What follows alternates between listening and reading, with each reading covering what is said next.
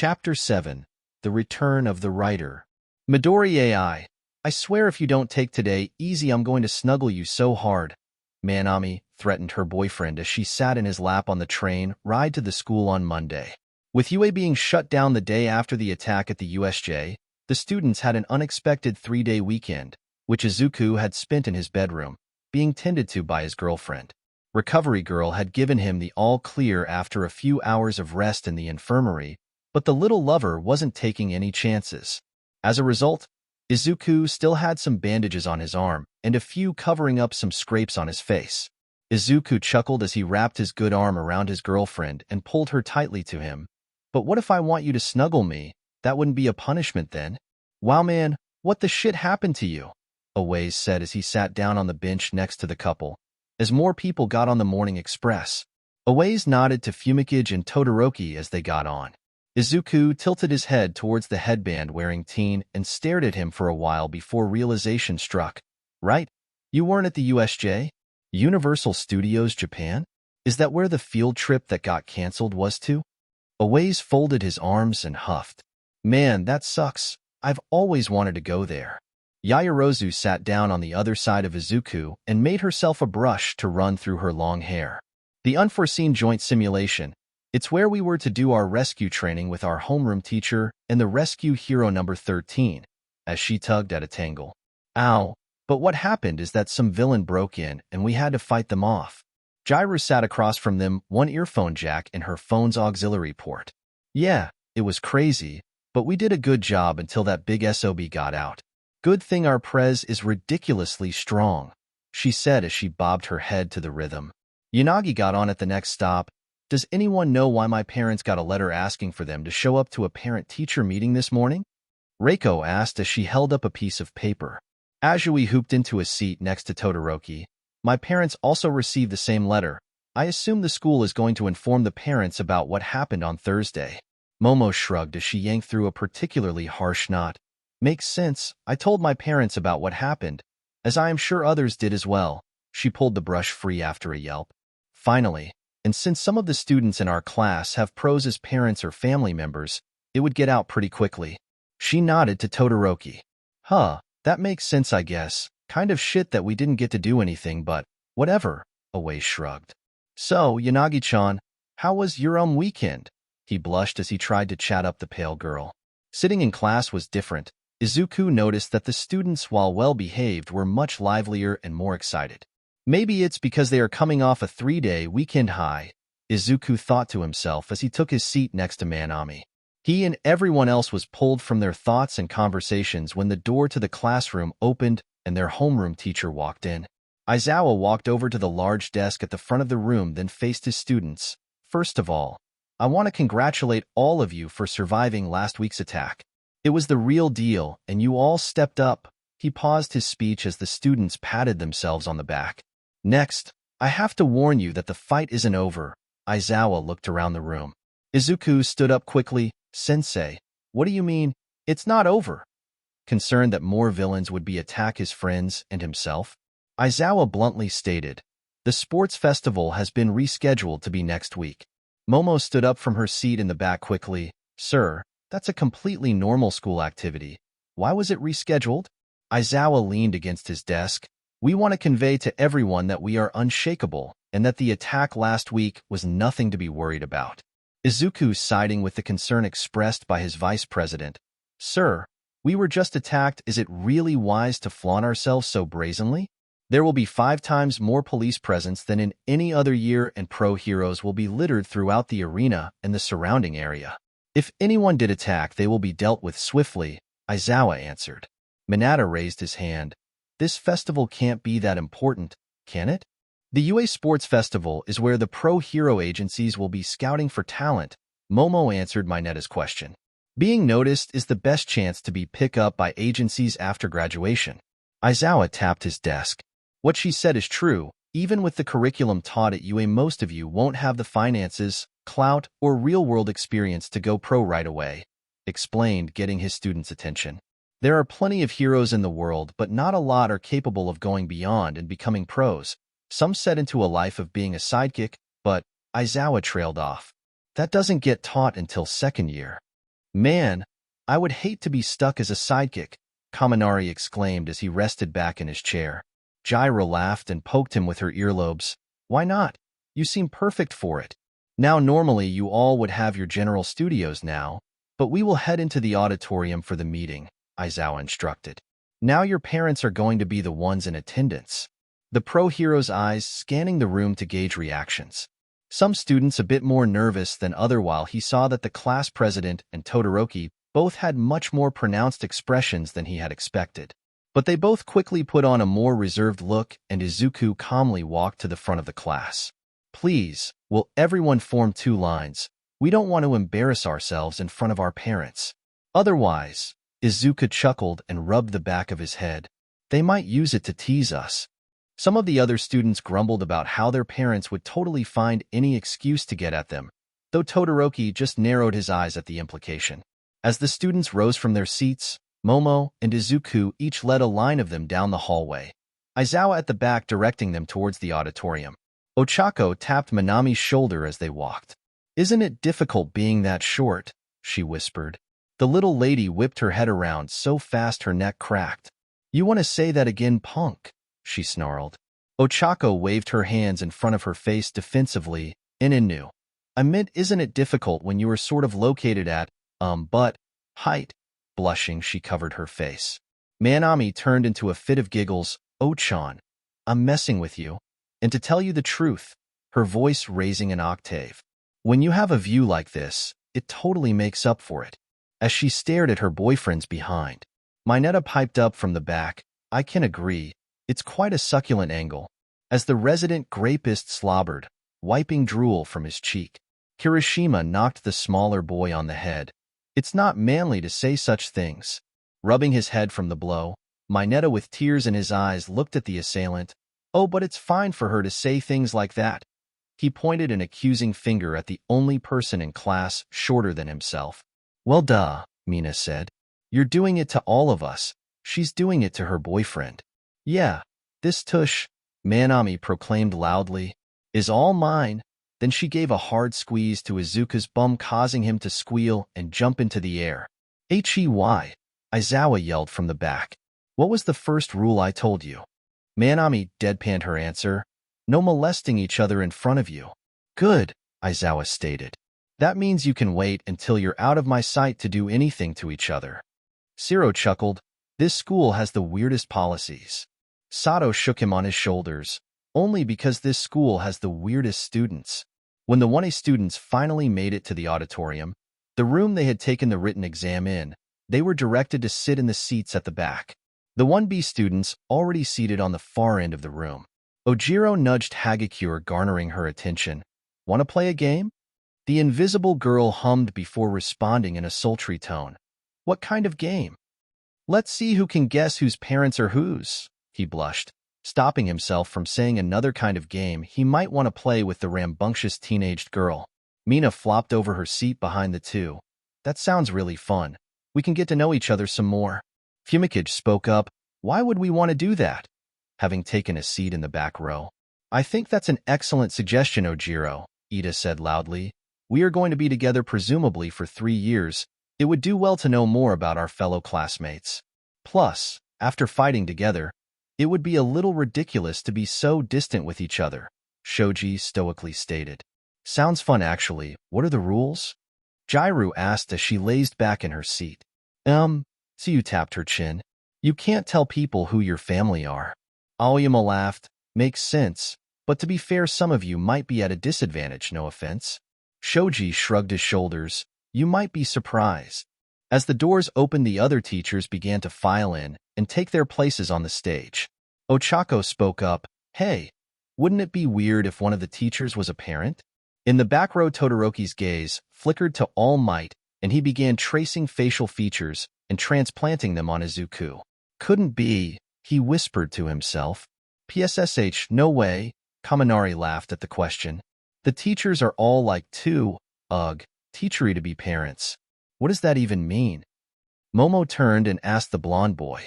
Unbeknownst to them present, Mike wiped a stray tear from his eye. You okay, Hisashi? Izawa asked. SNFF, yup, present, Mike said with his voice cracking. totally fine. It's just all this, dandruff in the air. Nedzu glared at his employee. That better not be a crack at me, because unlike some of you, I am the pinnacle of hygiene. I bathe every day, Midnight griped. In all those scented soaps, I can smell you from anywhere in the school, Hound Dog barked. But before the teachers could drop their composure and engage in a pointless debate, which tended to take up most of their time at meetings, the first parent walked in. Two frog-like adults walked in and respectfully bowed to the teachers. Tsuyu, Kirishima bluntly said. Yup, no question, Tsuyu, Mina nodded. The frog girl in question just shrugged. I wasn't expecting anything less. Just surprised they managed to find the time. What do you mean by that? Asked Zero. Tsuyu sat back firmly in her chair. They're good parents, but they are really busy most of the time. So I was only thinking one of them would show up. Ida put his hand on her shoulder. It's okay. I'm not expecting either of my parents to show up. Izuku looked at the blue-haired boy. Then who is showing up? Ida pushed his glasses back. Probably my brother. He would be able to take time to stop by on his route. Route? So what is your brother, a delivery boy or something? Sato guessed. Nope. My family is from a long line of heroes, Ida stated proudly, puffing out his chest. My brother Tensei would be able to spare the time. Izuku quickly pulled out a notebook from his pocket. Hero, really? Which one? Ida laughed loudly while posing. Why the Turbo Hero Ingenium, of course. Oh wow, that's so cool. Having a pro family, Hagakure exclaimed. Momo thought to herself, and one of the largest agencies in Japan at the moment. Izuku plopped his closed hand down on his other, right, currently contracts out 65 sidekicks and has one of the largest operating areas of any agency, just behind All Mights out of Roppongi. Wow, you both are very knowledgeable about hero agencies? Ida questioned. I would understand Yaoyorozu, as her family runs a support company, but the class president as well? Manami laughed and hopped into Izuku's lap when she saw Aizawa wasn't looking. He's a huge Harataku. I still love him, though. As she planted a kiss on his lips. First rule, Aizawa called across the room. Cuddling isn't molesting, she shouted back to him. Turned to Mina, who ended up sitting next to him. You heard the lady. As he opened his arms outward, Mina pushed him back into his seat. Nope, but good try, though. Zero nudged him. Why do you do that every time? The purple teen straightened his tie and looked confidently into the other boy's eyes. It's simple. You will miss all the tits you don't grab. Well, I admire his conviction at least, Tsuyu stated. No, that doesn't mean you can touch them, she quickly said as she whipped her tongue behind her to slap where the boy was, already in motion to make a lunge. Ooh, more parents, Jairu said with more excitement in her voice than she had intended. One of the adults was a shade of red, while the other had large bull horns. Huh, that's different. Ha ha, Kirishima chuckled. As being friend with Mina, he had met her parents a few times, so he recognized them but didn't want to give it away. Then Mina groaned. Her older brother walked in, trailing their parents. Good morning, Pinky-chan, he shouted loudly at his little sister. Goor, you butt. Why don't you go jump in a tub of lye, you big-butted butt, Mina responded. So, I'm guessing those are Mina's parents, and Shoji trailed off. The biggest but to ever, but my brother, Mina grumbled as she pouted in her seat. Kirishima nudged Mina in the ribs. Whoa, watch the profanity, little lady. I might have to wash your mouth out with baking soda. Mina tackled Kirishima and tickled him. I'll baking soda you, Mr. Blockhead, Mina growled at her friend. As the minutes went by, more parents came in, some obvious to who their progeny were, but a few surprising. Shoji's parents were much shorter and had very few of his defining features, as such a lot of students guessed wrong. The tail gave away Ojiro's parents, while the grape hair was surprisingly the only thing that people could tell was Minetta's. His supermodel-looking parents had everyone glancing back and forth. Even a few teachers could be seen looking between them. Seemingly, they too had decided to get in on the game. Pony had to take mercy on her classmates and tell them that woman who came in, with the rounded horns looking like a satyr, was her aunt while she stayed in Japan. When Inko walked in slowly, a few students almost missed her by the lack of presence she had. Midoriya, is that your mom? Sato asked as the mother took a seat next to the ibis. Yeah, Izuku rubbed his head. She seems nice, Ochako added, to make sure Midoriya didn't feel nervous. Where's your dad? Manami gripped her boyfriend's hands tightly. Izuku just quietly said, It's complicated. Oh, I'm sorry, Ochako said quickly. When it seemed the last of the parents came in, the doorway began to light up and a crackling could be heard. All right, Nedzu, let's get this over with. Some of us has important jobs to get back to. The number 2 hero Endeavor walked in the room, trailed by a smaller woman with white hair containing small red streaks and wearing glasses. Todoroki, your mom looks so young, Mineta said, without a hint of perversion. I mean, normally I'm all for an older lady, but she doesn't even look like she's in her mid-20s. What's her secret? The secret is that's my sister, not my mom, Todoroki bluntly stated. And your mom is? Hagakure asked the obvious question. It's complicated. And that curt response ended that conversation.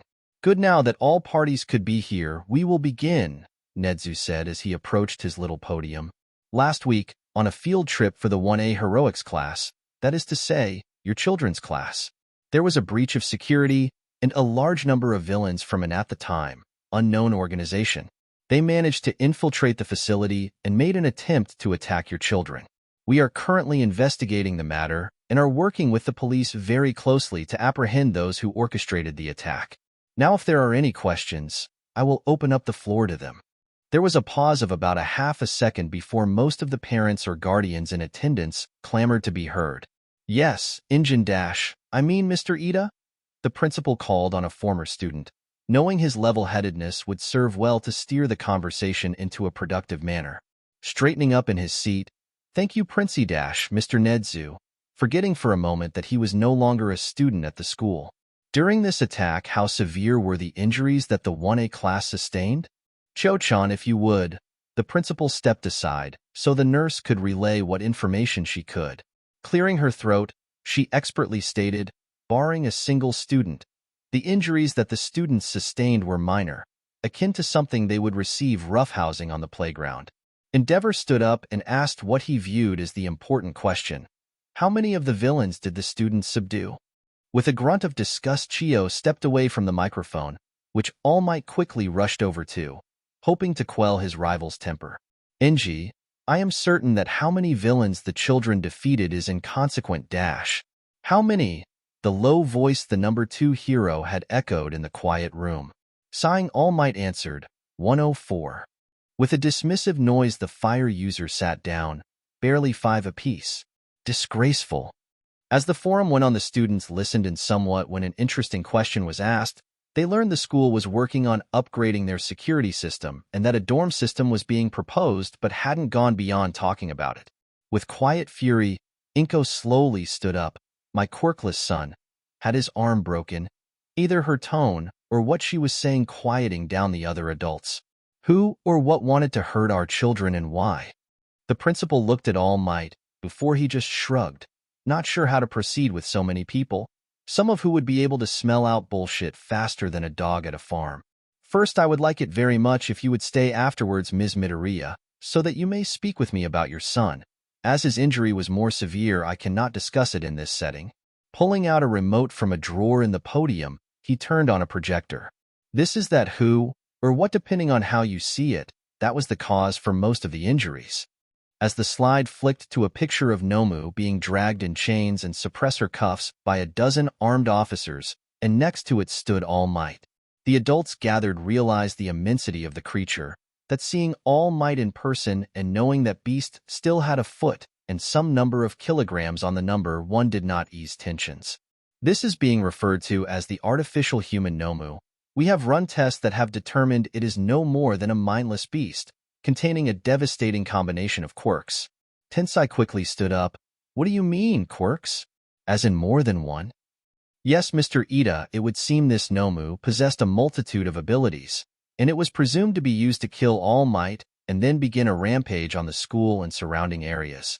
It possesses immense strength, durability, speed, and regeneration. We are unsure who the identity of this Nomu is, as the DNA doesn't match anything in any registration, even outside of Japan. However, the organization, which refer to themselves as the League of Villains, made their first mistake when they attacked the school. They stepped into the light, and now the police, and over the coming weeks, nearly every hero agency will be forwarded results of the investigation. They will be routed and stomped out before they have a chance to regroup and prepare another attack. Seeing as Mr. Todoroki and yourself run some of the largest agencies, this will be an opportune time to start bringing those fangs to bear. Up with the students. Dude. Why did your mom say you were quirkless? Kaminari asked.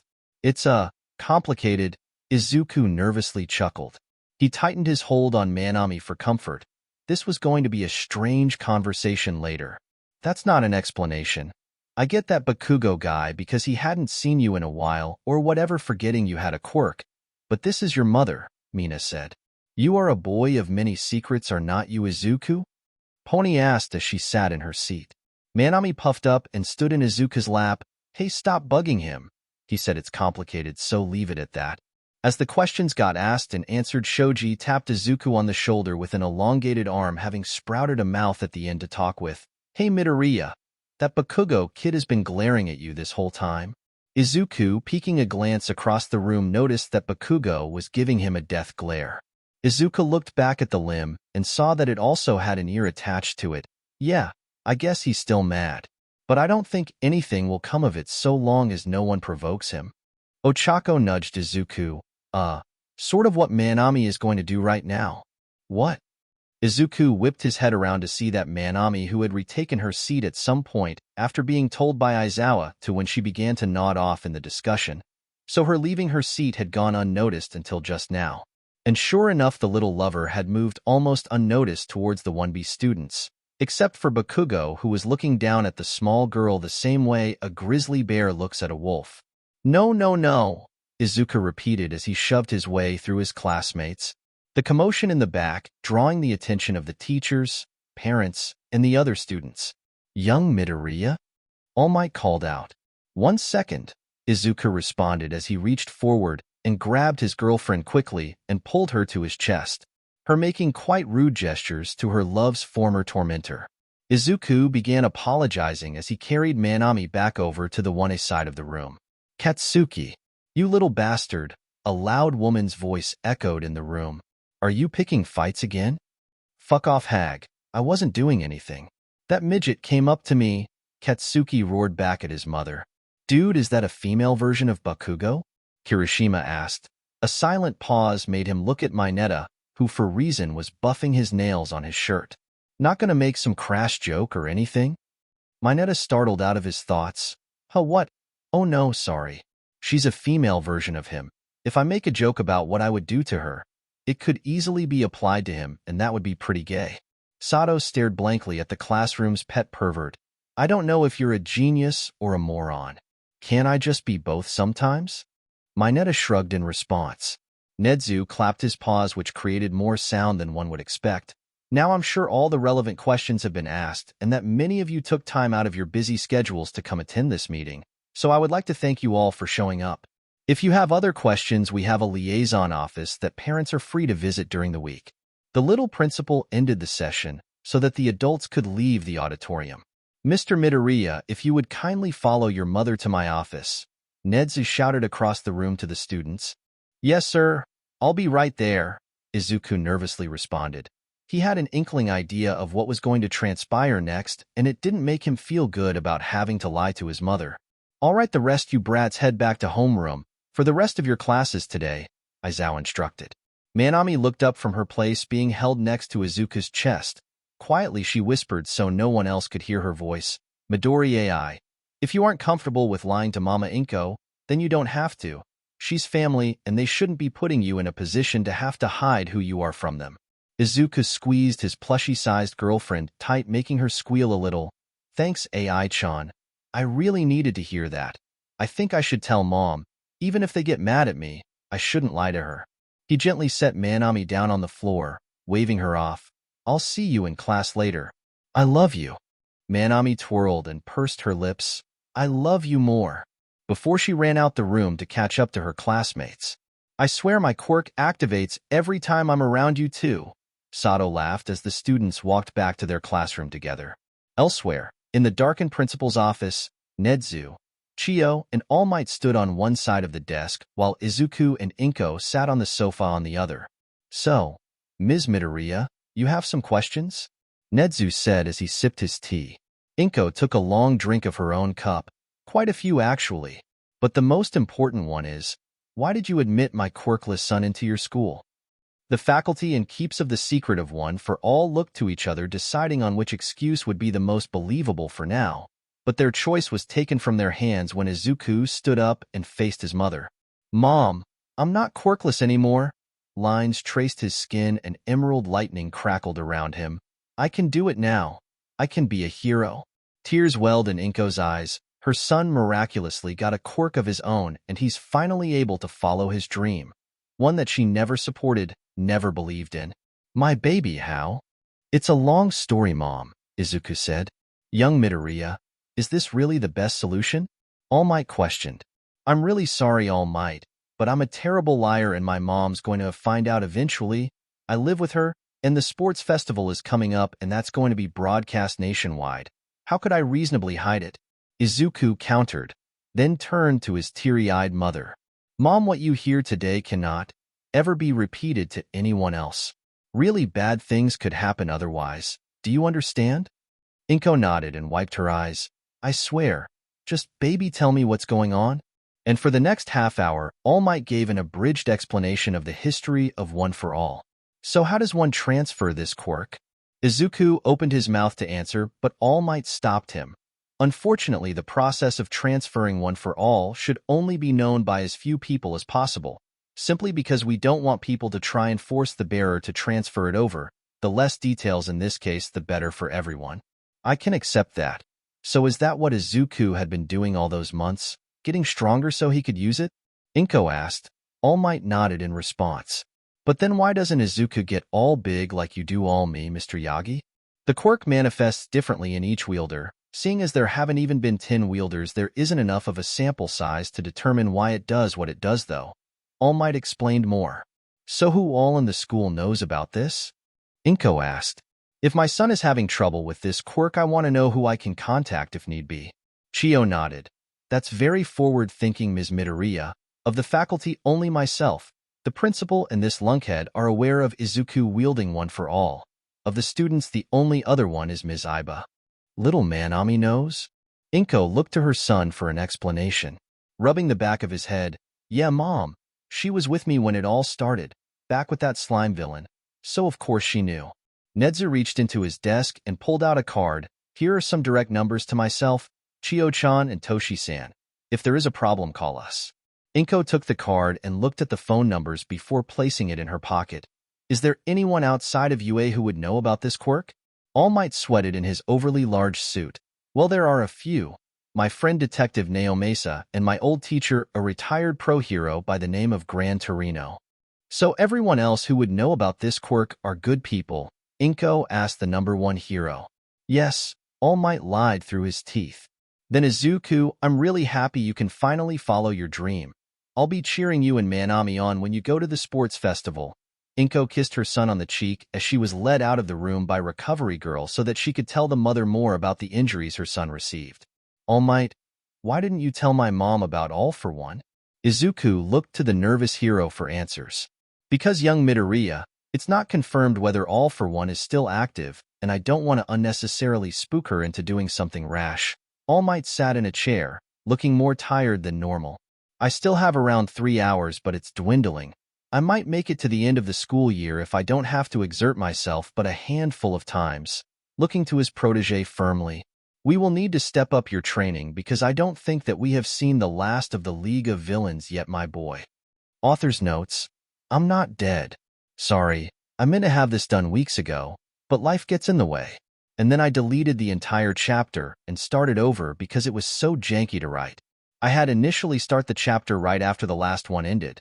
Izuku is in the infirmary like in canon, but by himself. Then Manami runs in. Later Inko and the Ibis come in because, hey, her son has a broken arm. Then it's just a lot of staring and shit. It got away from me. There was a whole thing with holograms and stuff that was basically just me showing the entrance exam again, which was getting tedious. Then I thought, well, why weren't the parents/guardians informed? We know that Ida and Todoroki have hero families. Yaoyorozu is a rich girl. And while Endeavor might not really give a shit, so Todoroki wouldn't tell him anything. Ida would definitely inform his parents and brother who would want to talk to the principal. Then you have other students who would talk. Izuku had to have gone home at some point with his arm in a cast, and Inko would ask questions. So I figured the school would do what an actual school would do and hold a meeting for the first-year hero students, seeing as 1B almost went on the same excursion.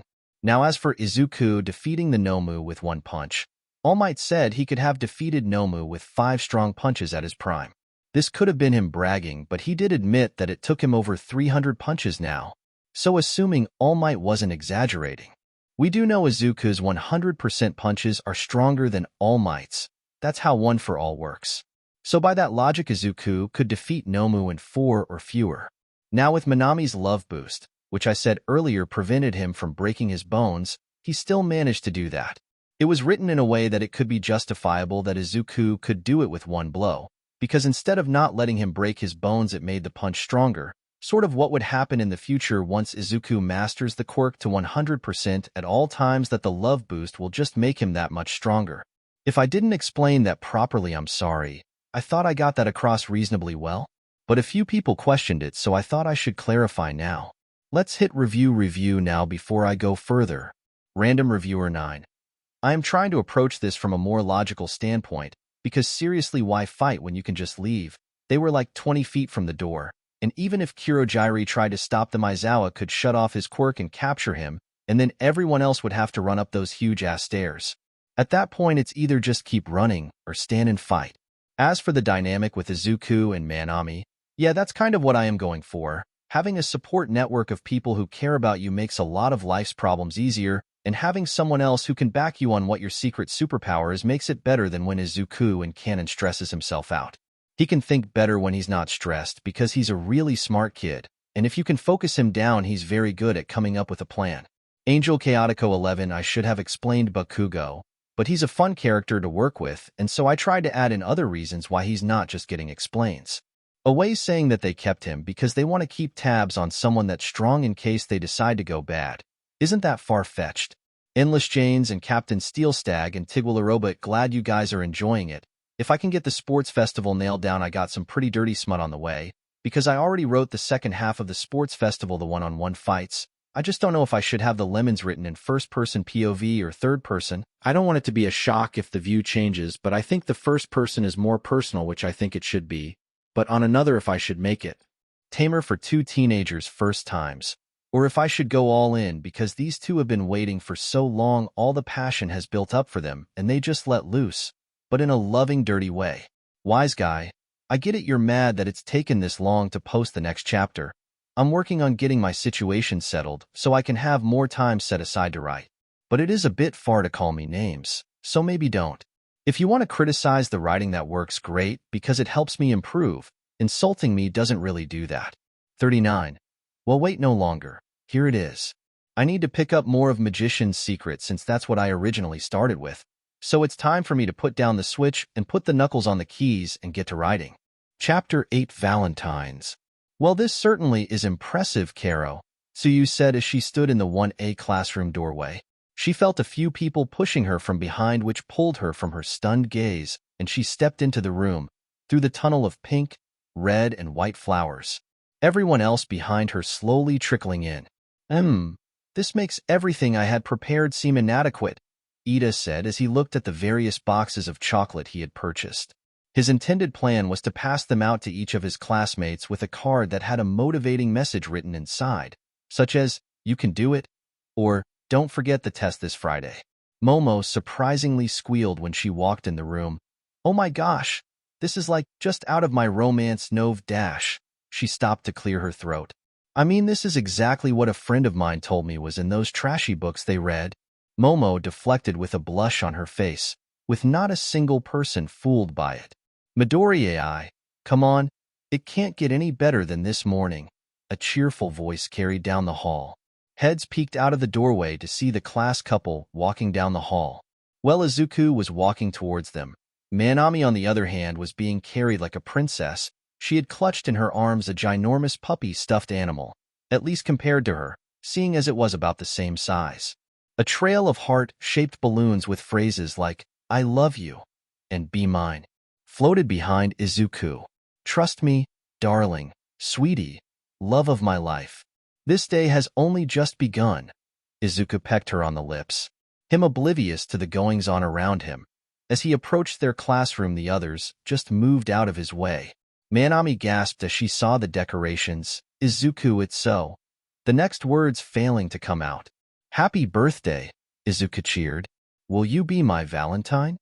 The large basket of expensive sweets sat on their desk in the back corner of the room, with numerous wrapped boxes stacked in a small pile next to it. Baby, it's so much, she said as she was carried up the stairs to the back. But it will never be enough to show you how much you mean to me, Izuku whispered in her ear. Manami carefully set the stuffed animal down on the desk and reached for the first package. The rest of their classmates, admiring the decorations, were passing out cards and candy of their own, before an ear-piercing shriek brought their attention to the back of the room. Eek, digitization too. This isn't even out yet. How did you get this? I'm so excited. This is the best gift ever. Thank you, thank you, thank you. And he just keeps raising the bar even higher. Kaminari sighed as he looked from his gifts to Jairu sitting at her desk listening to music. A small hand patted him on the leg. And that is why you will fail, my young apprentice, Mineta cryptically said as he dragged a large red sack behind him. He stopped in front of Mina and Toru, who were pointing at the decorations that someone had managed to put up overnight. Just because you're invisible doesn't mean you haven't caught my eye, he joyously said as he dug out a heart-shaped box of chocolates with his phone number taped to the front. Then he turned to Mina, and without blinking an eye pulled out another identical box. When I first saw you, I was tickled pink. How about together we try a few other shades? Shameless, Jairu muttered under her breath. Mina and Toru both thanked Mineta for the candy. It was only polite. She failed to notice that Mineta had moved next to her, until a box slowly slid across her desk. What? Just because you're flat, doesn't mean you deserve to be forgotten. I hear sweets help build up certain areas, Mineta bluntly stated from his place next to her. Really? Just going to give candy to every girl you see today? Jairu scoffed, her dislike of this holiday becoming more pronounced as the day went by. With some exceptions, but yes, that is the plan, Mineta said as he walked over Tsuyu, earning himself a light slap for whatever it was he said as a pickup line. You are just the worst kind of person who celebrates this holiday, Jairu said as she leaned back in her chair and watched the room. I disagree, Mineta retorted as he handed a box to Pony. At least I am participating.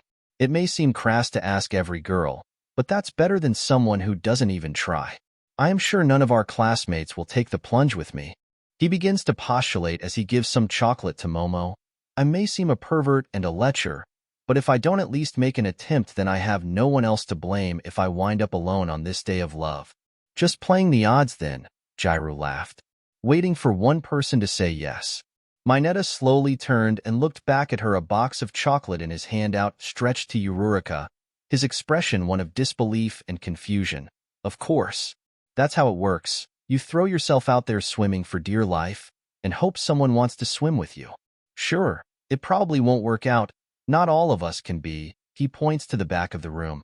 But I want to find happiness one day.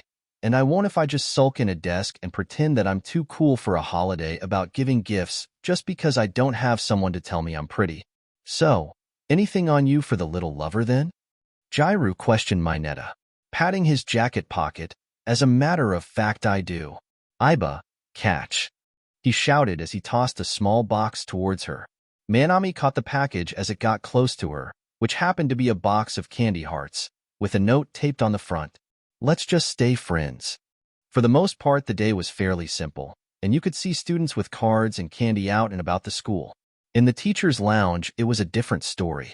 Ah ha ha ha ha, Midnight cackled as she dug through a veritable mountain of chocolate and other expensive gifts. Chocolate, caramel, alcohol. I love Valentine's Day. She rubbed a large bottle of expensive wine. Oh, it's so nice to have so many adoring fans. You do know why they give them to you, right? Hisashi asked as he walked in with some baskets of his own. Being a radio personality meant he had a decent fan base and received gifts on the regular. Midnight stopped digging for a moment to answer. Of course I do. But that doesn't mean I have to enjoy it any less. Aizawa stepped in the break room, pushing a card down into his coat pocket. It's all a bit much for me. Ooh, Is that because your wife always finds a way to give you an embarrassing gift? Midnight teased. Emmy and I are not married, Izawa shot back. Present Mike sided up to his best friend. Okay, sure, but it is Valentine's Day. What are you going to do for her? Izawa reached into a cabinet to pull out his coffee mug. Nothing, we aren't together, and I have no intention of sending her the wrong message by giving a gift. Midnight flopped onto the large table. Spoil sport.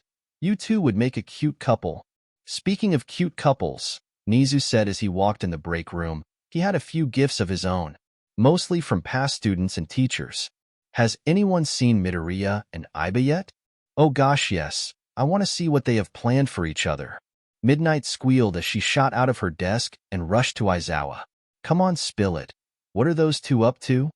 Izawa took a long drink from his cup as he silently enjoyed watching Midnight get more agitated at him taking so long to respond. Gift-giving, public displays of affection, nothing unusual. Now that is unusual, Izawa, All Might said as he shuffled into the break room, having just finished his class with the third years. I know young Midoriya, and there is no way he doesn't have something impossible planned for little Manami's birthday. It's also her birthday? Midnight exclaimed. Thanks, quite right, All Might said as he got his own caffeinated beverage. Izuku tends to go to great lengths to demonstrate his love for his girlfriend.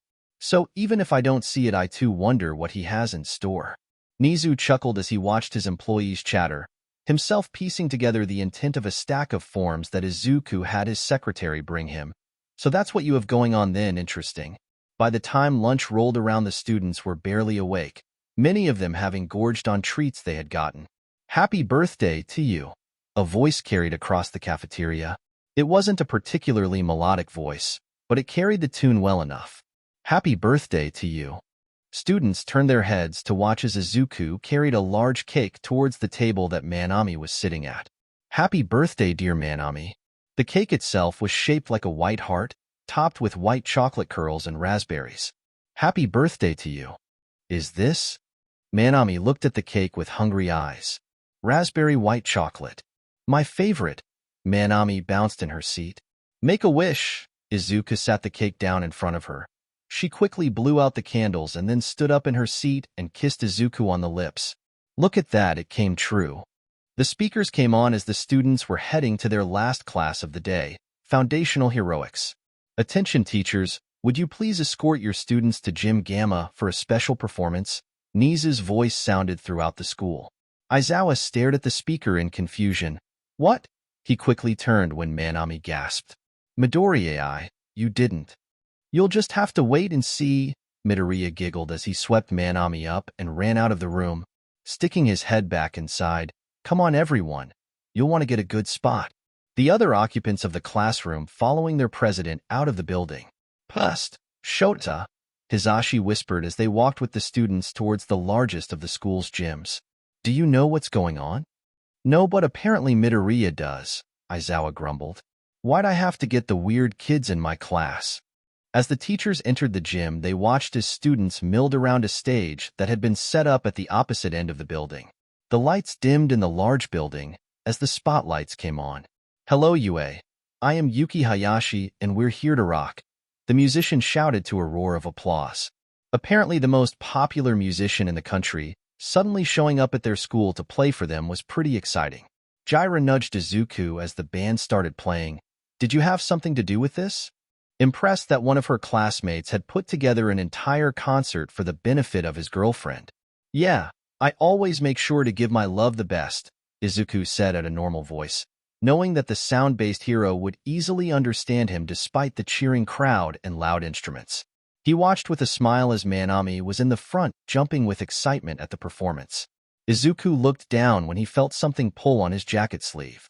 Mr. Midoriya, if I could have a moment of your time, Nizu requested of his student. Izuku followed the third principal off to the side where some teachers stood by a snack table. I must say I am impressed, getting such a famed celebrity to come perform simply because it's your girlfriend's birthday, Nizu said as he handed the boy a cup filled with punch. But I do wonder how you managed to pull this off. It's all thanks to Present Mike actually, Izuku responded. Present Mike, overhearing this, joined the conversation. Why am I to thank for this? Present Mike asked. You held a radio contest a few months back, Izuku answered. He laid out how he had acquired the first in a long line of favors.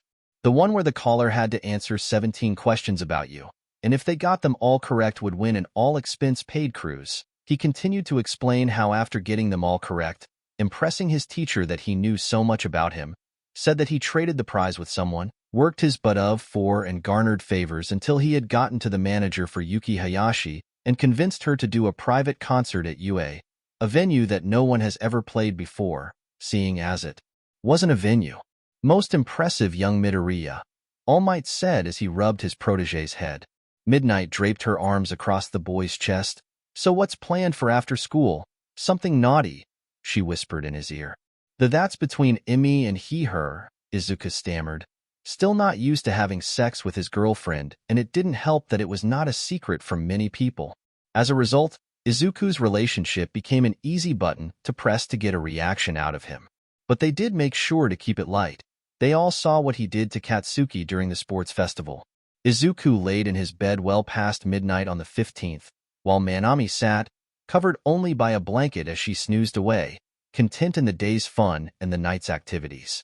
Izuku stroked her long pink hair with his free hand as he contemplated what he had planned for next year. It can't be that hard to get to the moon. Chapter 9. A Race to Love. Are you ready, Manami? Izuku asked as the 1A class rode the bus out to the stadium. It was that time of the year for the UA Annual Sports Festival, a time for the entire school to show off to every prospective employer and to the public their abilities and what to expect from them in the coming years.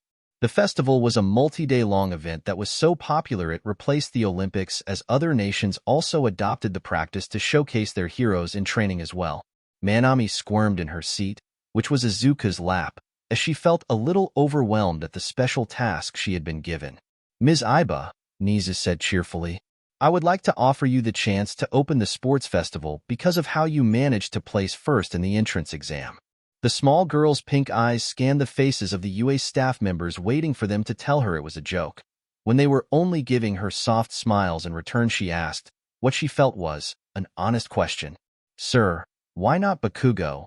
He also placed first alongside me. Shouldn't we open this together at least? Shaking his head, Nizu steepled his paws as he anticipated the obvious question. His behavior, the principal nodded at Kan, the 1B homeroom teacher, and attitude over the past couple of weeks has given us the notion that allowing him this honor would be ill-advised. Oh, Manami said, and can I refuse? She nervously asked. Why ever would you want to? Nizu inquired. I'm not that great at public speaking, Manami admitted. She never had too many issues in classes as she typically had Izuku with her, and it wasn't as if she had to address a stadium full of people. I understand. Getting up and talking to a crowd can be a daunting task, Nizu nodded.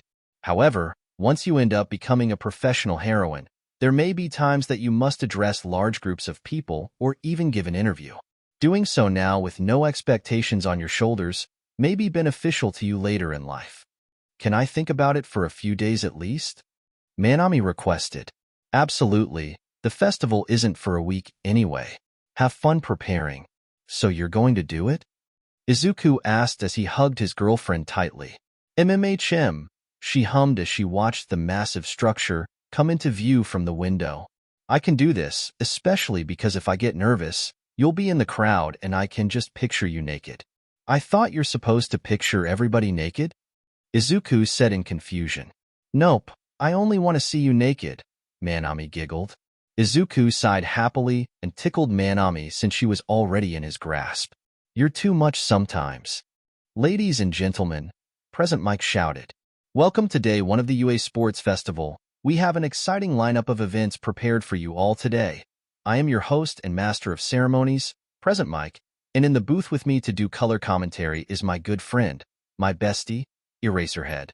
The 1A students were waiting in one of the rooms that ran in a ring around the lower level of the building, with some of the students looking more nervous than others. Man, you can really hear that crowd, Mina commented as the cheers could be heard even below the concrete. How many people are going to be out there? Shoji asked. The stadium seats around 50,000 and this is televised across Japan, the United States, and has so many live streams that the viewership is in the millions. Momo stated, "My family's business has a few ads and sponsors for the festival." "Wow," Manami said nervously. "That's a lot of people. And they are going to adore you," Izuku said reassuringly as he pulled her into a tight hug. "Yeah, right? I'm cute as heck. They're going to love me." Manami stood up on her chair proudly. "Let's go 1A." She pumped her fist in the air. 1A, Izuku said, joining her rallying cry. 1A, the rest of the class said as they got into the spirit. "And there they are, folks, the legendary first-year class that fought off villains in their first week," Present Mike said. "See that confidence? It sends shivers down my spine." After that introduction, Manami's mind was sent into overdrive as she actually got to see the crowd and not just hear it. "That's a lot of people," Manami gasped as she took in the sight of the large stadium. For the next few minutes, all Manami heard was the roar of the crowd, and she almost missed her cue to get on the podium if Izuku hadn't nudged her. "Ahem," she started by clearing her throat.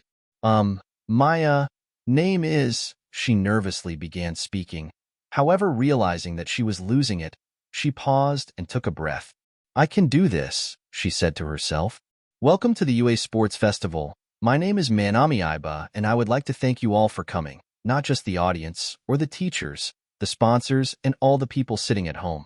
I want to thank all the students who are here, not just because it's a mandatory event, but because they all chose to be heroes." Manami pointed to the crowd. "This doesn't just include the hero course, because what are the heroes without a network of people who care, helping, and supporting them along the way? Today isn't about heroes or the school, though. It's about fun and maybe a little bit of showing off," Manami said to a laughing crowd. "So let's all go out there and do our best, plus ultra." She cheered to the crowd who joined in. "That was great, Manami," Izuku said as he hugged his girlfriend. "Please don't make me do that again. It was too much." Manami exhaled deeply. "I do not enjoy speaking to crowds." "Okay, I won't make you do that," Izuku smiled. "But if you win, you'll have to give another speech." "Is that you trying to psyche me out in the competition?" Manami gasped. "Because it's working," she smirked. "Never," Izuku chuckled. "Ready for the race?" "Wait, what race?"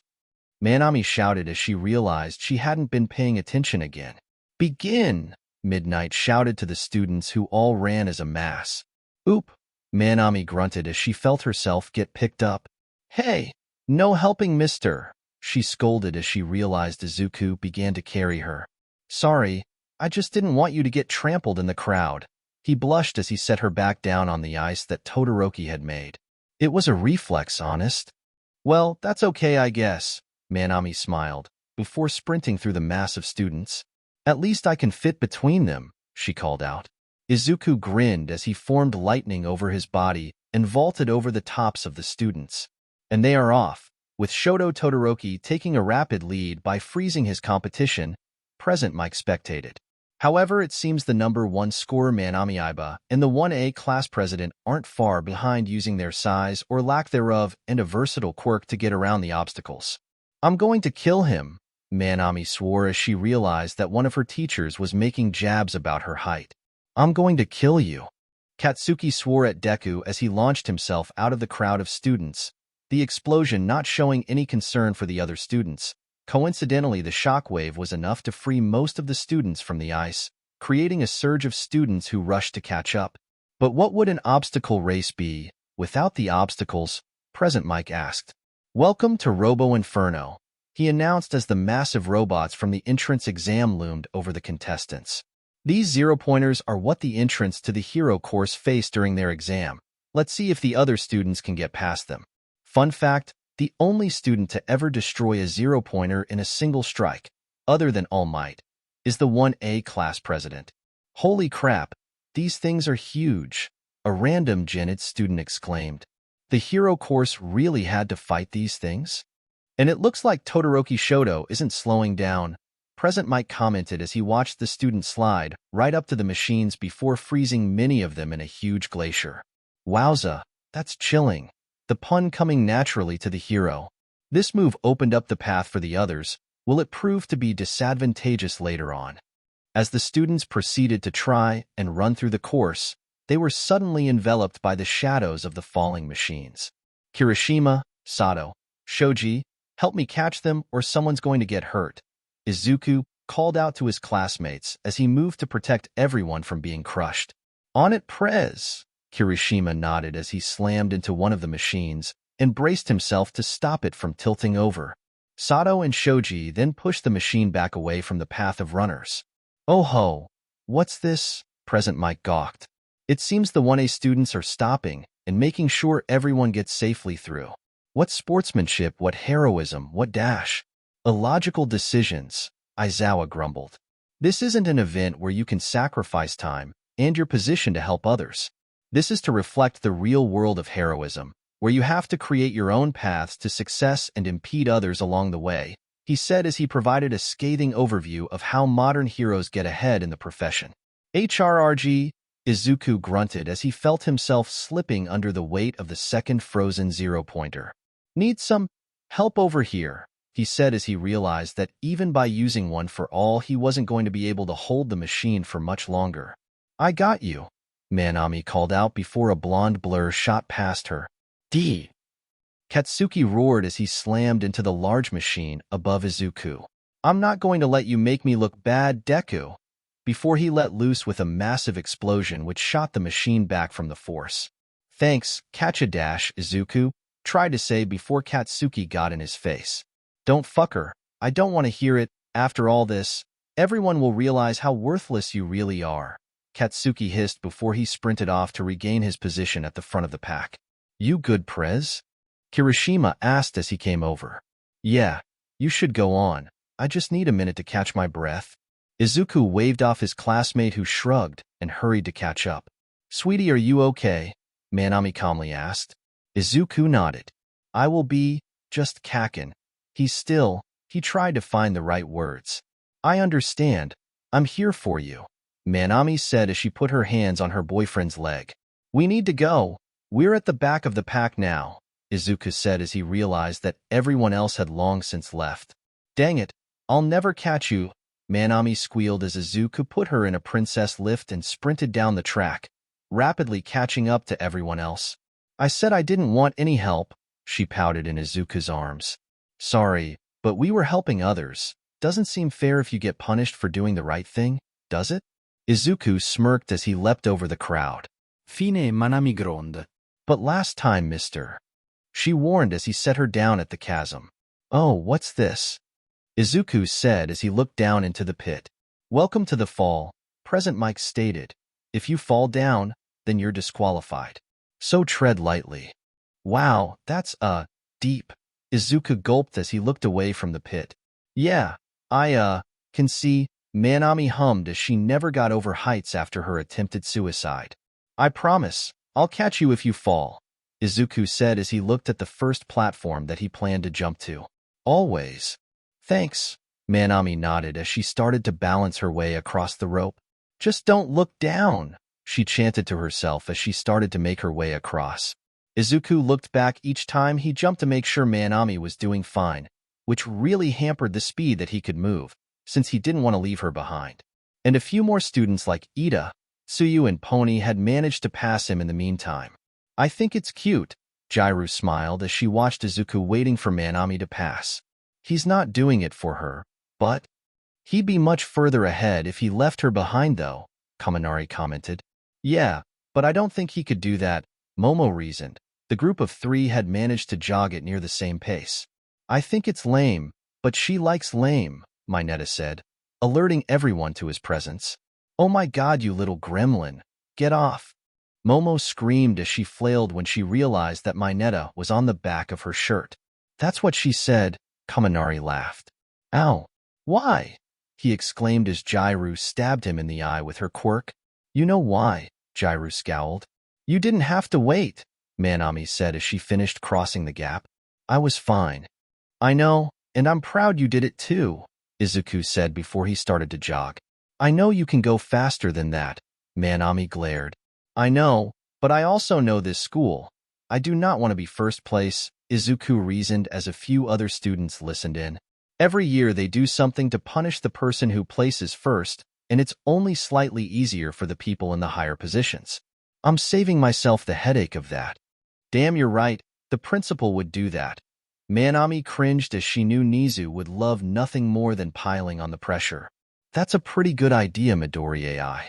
I have those from time to time. I have you for the rest of the times, though, Izuku teased. Oh God, they're flirting again. Shiro laughed loudly as he overheard the couple say how much they loved each other. Rule 1, Aizawa said forcefully into his microphone. We aren't doing anything. Manami shouted into the sky. And we've arrived at the last obstacle, the minefield, which we made because Powerloader had too many leftover explosives and he didn't want to report it to the police. Don't worry, parents, they are non-lethal, mostly, Present Mike assured. Oh boy, Izuku groaned. It's like a room full of K.I.S.S.I.N.G.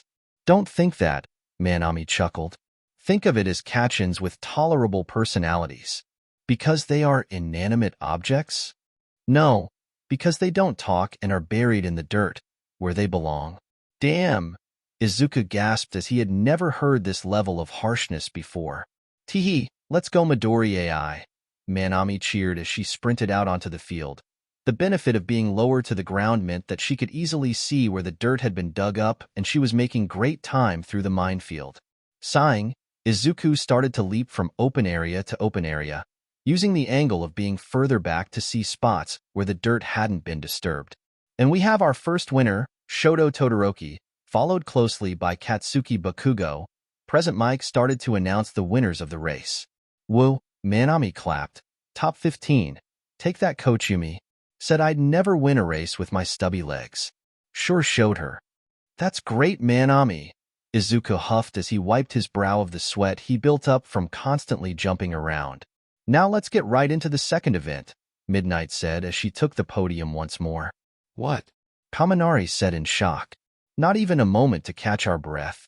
Sorry, this is all about stamina and endurance, Midnight purred as she snapped her whip hard. So don't get soft on me yet. Yes, ma'am.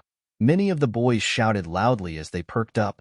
Haha, whipped, Jiru joked before people started to boo her. Come on, the pun was good, she said in her defense. The next event is, Midnight announced as she spun the wheel, Cavalry Battle. The goal of this event is to take the other team's bandanas while protecting your own. Midnight continued on to explain how the points were distributed and that first place was worth 1 million. So, form up teams and get ready. You have 5 minutes. So Manami, would you? Izuku said as he got down on one knee.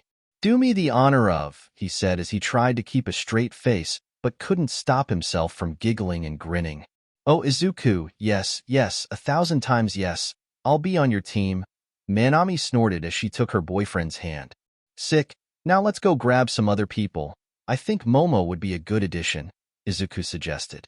Ooh, already inviting other women, Manami teased. But I'm fine with Momo. Oh, and Grabo-chan too. She's got a nice quirk, the small lady shouted to Izuku. Just a nice quirk, Izuku hummed. Not my fault you like big boobs, Manami teased as she hefted her bust. And they got some nice knockers. I can't tell if they're playfully bantering or actually negotiating a harem right now, Ida said to Todoroki. I don't know what that is, Todoroki mentioned. Man, you need to get out more, Mineta said as he closed himself off from the rest of the competitors on Shoji's back. I might not know much, but I do know taking advice from Mineta would be bad, right? Todoroki asked nervously. Definitely, Jiru nodded firmly. Good. Ready or not, the event is starting, Midnight said as she saw the team scramble to create last-minute strategies. Is that fair? Sato asked as he looked at Team Midoriya, which consisted of Izuku carrying Momo and Ochako on his shoulders, with Manami wrapping her legs around his head. I'm not sure. What I do know is that it's manly as hell, Kirishima said excitedly as he felt that he too should be carrying his entire team. Look, even Pony and Shoji are doing it too. He groaned as he realized he could be going further beyond. Wow, Uraraka, your quirk is making this so much easier. Izuku smiled as he felt almost no weight on his body. I mean, not that you girls are fat or heavy, but that without the, I'm just going to stop talking now. Ah, sweetie, Manami said as she kissed the top of his head. We know what you mean. I got the weapons ready, Momo said as she distributed the pellet guns to Manami and Uraraka. With my baby's speed and all the firepower that Momo can make, Manami said proudly, we're going to be number one. Are you sure you can balance us all? Uraraka asked as she looked down to see Izuku's grinning face. Yeah, this is way less work than hauling cars, Izuku said, dismissing her concern. Seriously, Manami pulled up Izuku's shirt. Look at his core, you could grind meat on those abs, she said, pointing to Izuku's tight musculature. Oh my, Uraraka and Momo blushed and looked away from their classmate's stomach. If you are done showing off your boyfriend like a hunk of hunk, Midnight said softly, even as her eye twitched, we can begin. Jealous? Manami laughed up at the podium. Don't make me come down there, child. I can do things to you that you didn't know were possible, Midnight warned. Promises, promises, Manami teased. Just get started before I do something we can't show on television. Midnight folded her arms. And they are off. With the rush for the 1 million first in most teams' minds, Present Mike said, describing the action on the field. As many teams rushed Todoroki, who swung his arm and blocked off half the field from the other side, heavily limiting what points teams could accrue.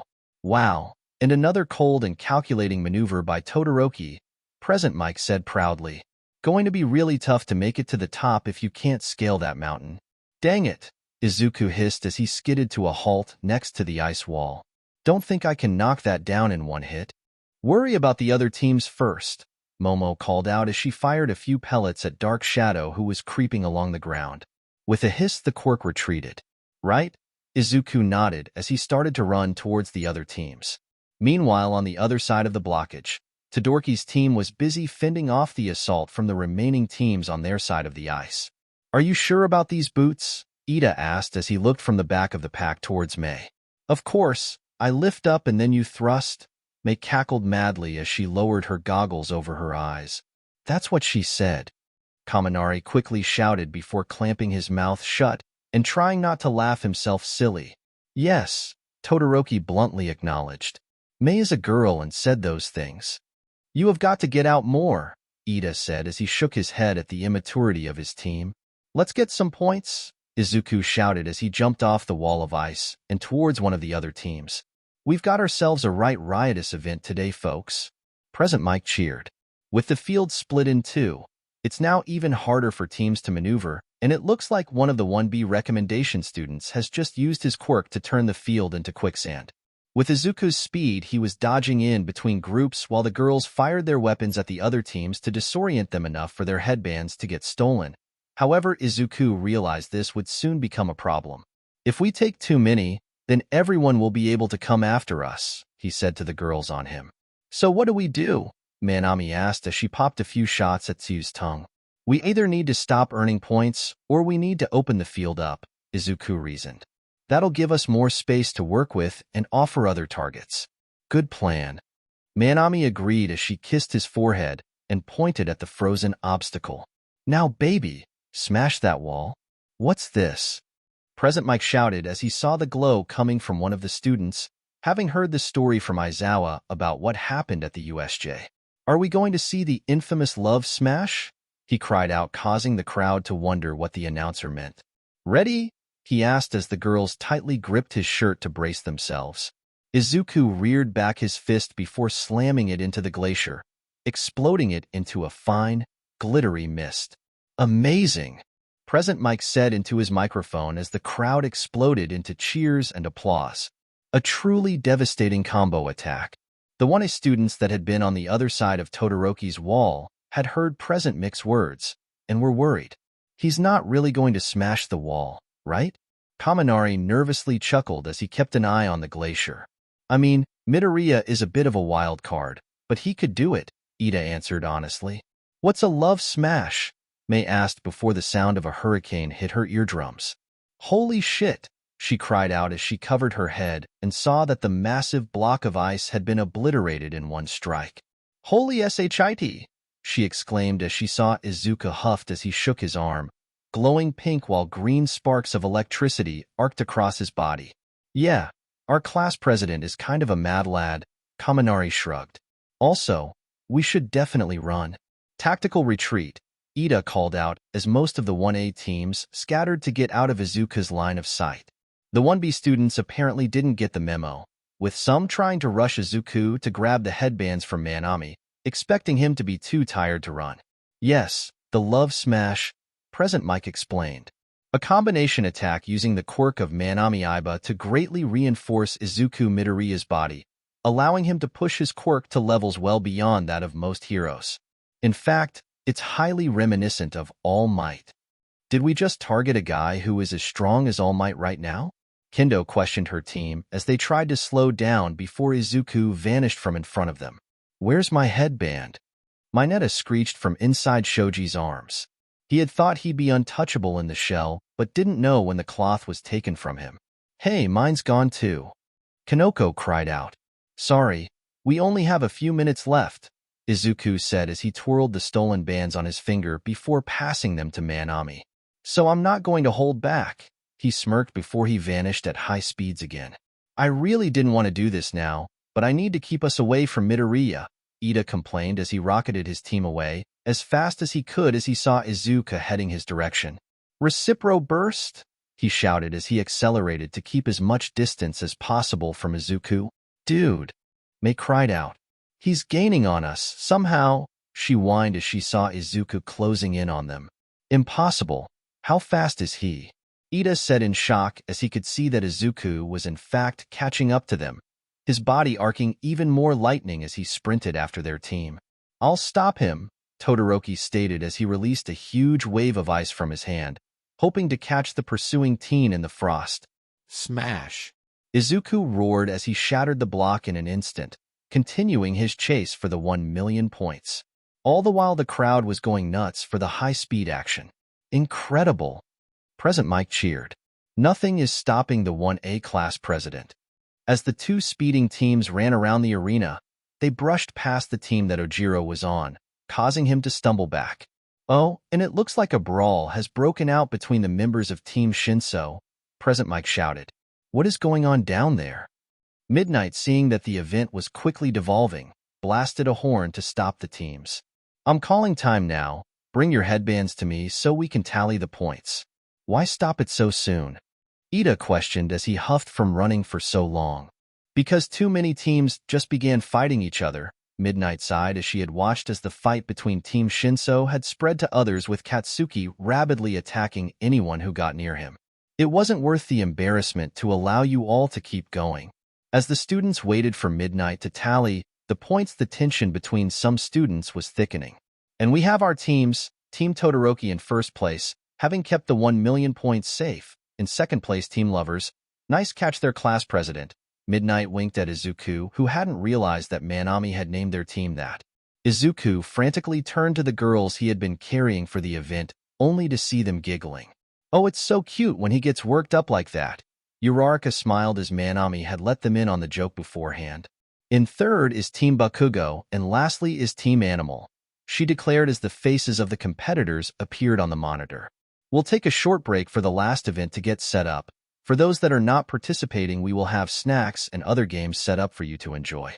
So stick around as the sports festival continues. Midnight cheered. As the students gathered in the cafeteria to get their food, many of them had fallen into conversations after not having moved on to the second or third event. However, one particular team decided this was the best time to get some answers. Midoriya, can I talk to you? Todoroki said as he approached Izuku, who was eating with Manami and a few others. Alone. Izuku swallowed his mouthful of food and stood up. Sure, he nodded as he followed the other boy out of the cafeteria. Well, that was ominous, Momo stated. I wonder what he's going to talk to him about. Probably some declaration of war, Manami hummed. Izuku is the strongest in the whole class, so he probably wants to make some promise to fight him at his full strength or something, she said, guessing at the intentions and what it would be like if this was a manga. In an offside hall, Todoroki stared down Izuku, which was starting to unnerve him. So, Todoroki, what did you want to talk to me about? Izuku chuckled as he rubbed his arm. Everyone keeps saying your quirk is so much like All Might, Todoroki said. So I'm going to ask you right out, are you his son? Izuku blinked before stifling a laugh. No, I'm not. At best, he's a stand-in for my real father. Explain, Todoroki demanded as he folded his arms, feeling like Izuku wasn't being entirely truthful with him. Look, my dad. He walked out on my mom. Izuku rubbed the back of his head. She tried her best to raise me, but I needed someone to look up to, and All Might was it. He was everything I wanted in a father, strong, courageous, always there when people needed him. He was the person I wanted to become, no matter how hard it was, Izuku said as he closed his eyes and thought about how he felt about the man. So when everyone says how much like All Might I am, it makes me feel like I'm doing the right thing. HRN, Todoroki grunted in annoyance.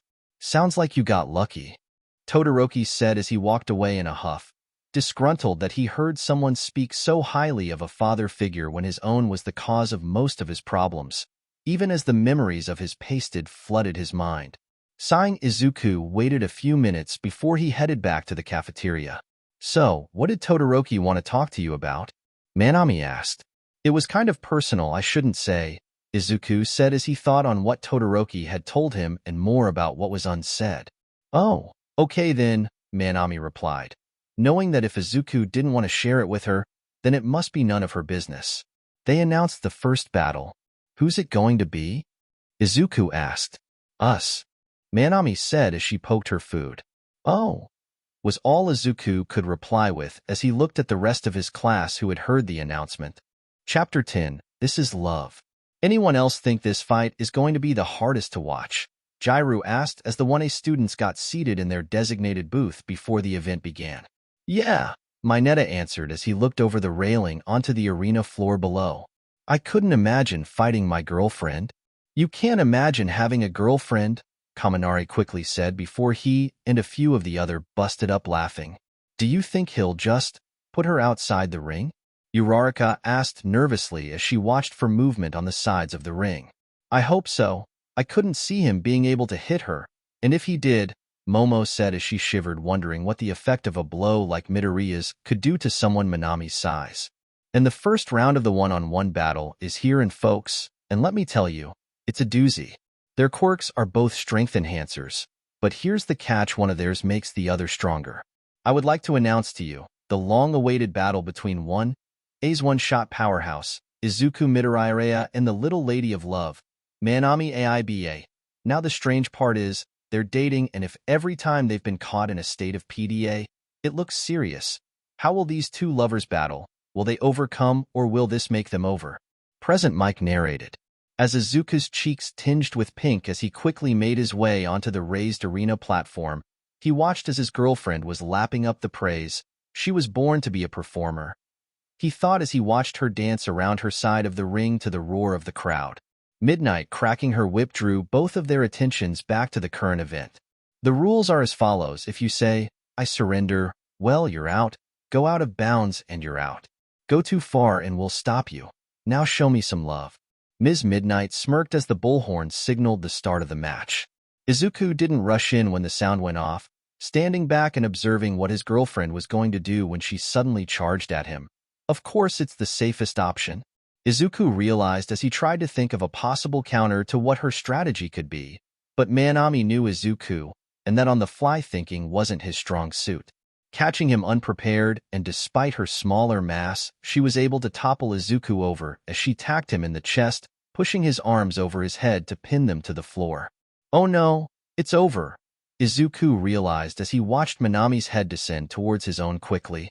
And the little love bug pins her paramour, and it looks like she's going to make him tap out.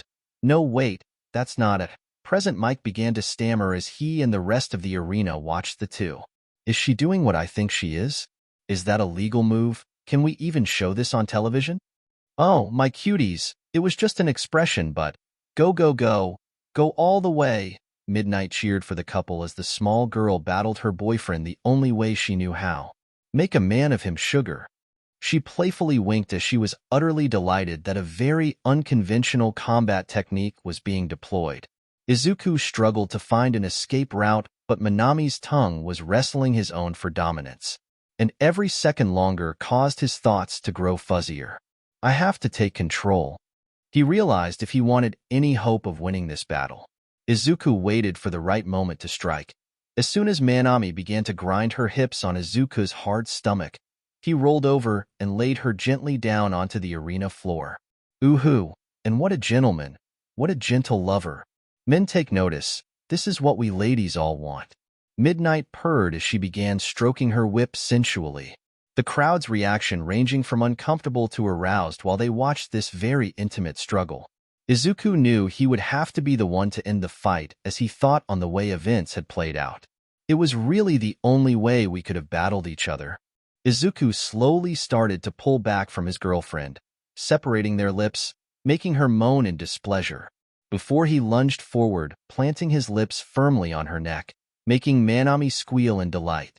Manami slowly opened her mouth and whispered on word, harder, which is all the instruction Izuku needed to hear to firmly and carefully sink his teeth into her flesh, causing Manami to cry out in ecstasy, "Oh YTPerm, Itsuki." Her body twitching underneath Izuku's as he pressed his body against her much smaller frame. The sounds of the crowd slowly faded into the background, leaving the only thing that Izuku could hear was his girlfriend's panting breath underneath him. In his head, there was one thing he could say to her, the words she'd been waiting to hear for so long. "Manami, I'm ready," Izuku firmly stated as he let her up slowly. Really? You mean it?" Manami asked, hopeful that after waiting for him, he was ready to take the next step in their relationship together. "I do, Manami. I know it's the right time. So do we want to go now?" Izuku asked as he looked to the archway that led back to waiting rooms. "Yes, let's," Manami shouted as she scrambled off the ground, grasping Izuku's hand, pulling him along behind her as they exited the ring. Manami Iba is out of bounds, so the winner, in more ways than one, is Izuku Midoriya. Midnight Wolf whistled as the couple exit the arena, running to find a place more secluded and comfortable for them to be intimate. "All right, other competitors, let's show them some courtesy and take some time with our fights." Manami dragged Izuku into the first empty waiting room they could find and locked the door behind them. She whirled on her Izuku as he was in the process of taking his shirt off when she dived into his chest and knocked him back onto the couch. "I have been wanting this for so long," she grunted as she tugged his waistband down, barely containing her lust and love for the boy underneath her. While Manami was focused on pulling his pants down, Izuku finished freeing himself from his shirt, and now that he had use of his arms again, he picked her up off his lap. "Slow down, I promise, I'm not going anywhere," Izuku told her as he gently laid her on the cushions of the couch. "I have been too, and I want to make the most of it," Izuku said as he pulled down the zipper of her jacket, slowly loosening the compression on her chest, resulting her breasts expanding to their large and natural size. Manami's breathing picked up in pace as Izuku pulled her tank top off, exposing her bare chest. "Zukuin," she whispered as Izuku lowered his head and gently suckled on one of her nipples. "I'm so sensitive. The tops are so tight, they almost make me feel numb." "Then I'll just have to massage the pain away," he said as he gently cupped and squeezed the breast he wasn't sucking on. "Oh God, Izuku," Manami hissed as Izuku knew the best ways to make her tits feel good. "You're the reason they're so big. You always love playing with them." With a soft pop, Izuku pulled his lips off her nipple. "What can I say? They are the greatest pair of breasts, and they just happen to be attached to the most perfect and sexiest girl in the entire world." He smiled as he began to lick her erect nub, each flick causing her to squeak as the pleasant sensation worked her up further. "Izuku, please, I can't wait. Don't tease me," Manami gasped out as she felt herself getting close and he hadn't even stuck his cock inside her. "Okay," Izuku said as he pulled down his boxers, letting his erection loose. His shaft bobbed up and down as it dripped pre-cum from the tip. "It's beautiful," she cooed, mesmerized by his shaft as he pulled down her bottoms, exposing her pussy. "I'm thinking the same thing," Izuku agreed as he leaned forward and kissed the virgin lips of her pussy. "So delicious," Izuku said as he lapped at her wet slit. "Eep," Manami squealed, closing her thighs and trapping Izuku's head. "No, wait, that's too much," she moaned as Izuku began to explore her womanhood with his tongue. He reached up with his hand and pulled apart the labia with his fingers, allowing him to really get his tongue inside her, each motion causing Manami to squirm. "Just making sure," he huffed, pulling back slightly to talk to her, but still close enough that every time he breathed she felt it. That you're nice and ready. I'd hate to hurt you. Not now, not ever. Okay, Manami whimpered as she allowed Izuku more time to get her as wet and worked up as possible, to try and keep herself from losing it. She had bitten her finger to stop herself from being heard by the entire stadium above. After a few more minutes eating her out, Izuku slowly rose from his new favorite place and saw Manami's face flushed as she panted heavily. I'm going to stick it in now, Izuku declared as he gripped his shaft, giving it a couple of strokes as he lined up the head of his cock with her slit. Give it to me, baby, Manami said. Make me yours, she commanded as he pressed in. Her breathing stopped for a moment as her mind was flooded with mixed feelings of pleasure, pain, and most importantly, love. HRN, she grunted. It hurts, she cried out as she felt Izuku's cock slide in. It does. Izuku gasped in shock, stopping himself and begging to pull out. No, wait, Manami exclaimed. Just give me a minute. I need some time to adjust. It's starting to feel better now, she said as the pain subsided from Izuku breaking her hymen. Okay, I think I'm ready. Just go slow, she cautioned as she knew Izuku's cock was going to fill her in all the right ways. I'll take as long as we need, Izuku promised as his pushed back in, feeling slight resistance along the way. You're so tight, Izuku grunted as he had a difficult time fitting in, every instinct telling his to slam his hips forward. But he knew doing that would hurt Manami and nothing would ever make him do that. So he had to suffer the pleasure of feeling her tight walls on his cock. You'll just, Manami moaned as she squirmed on his cock. Have to reshape me to your size, she smiled up at him. It'll take a few times, but she paused as she felt her stomach bulging. Oh, fuck the cute talk. You're going to pound me every fucking day, she shouted in joy as she wrapped her legs around Izuku's butt and pulled him closer. Shit, Izuku wheezed as he felt his dick press up against a tight ring. I can't. There's something in the way. That's my womb.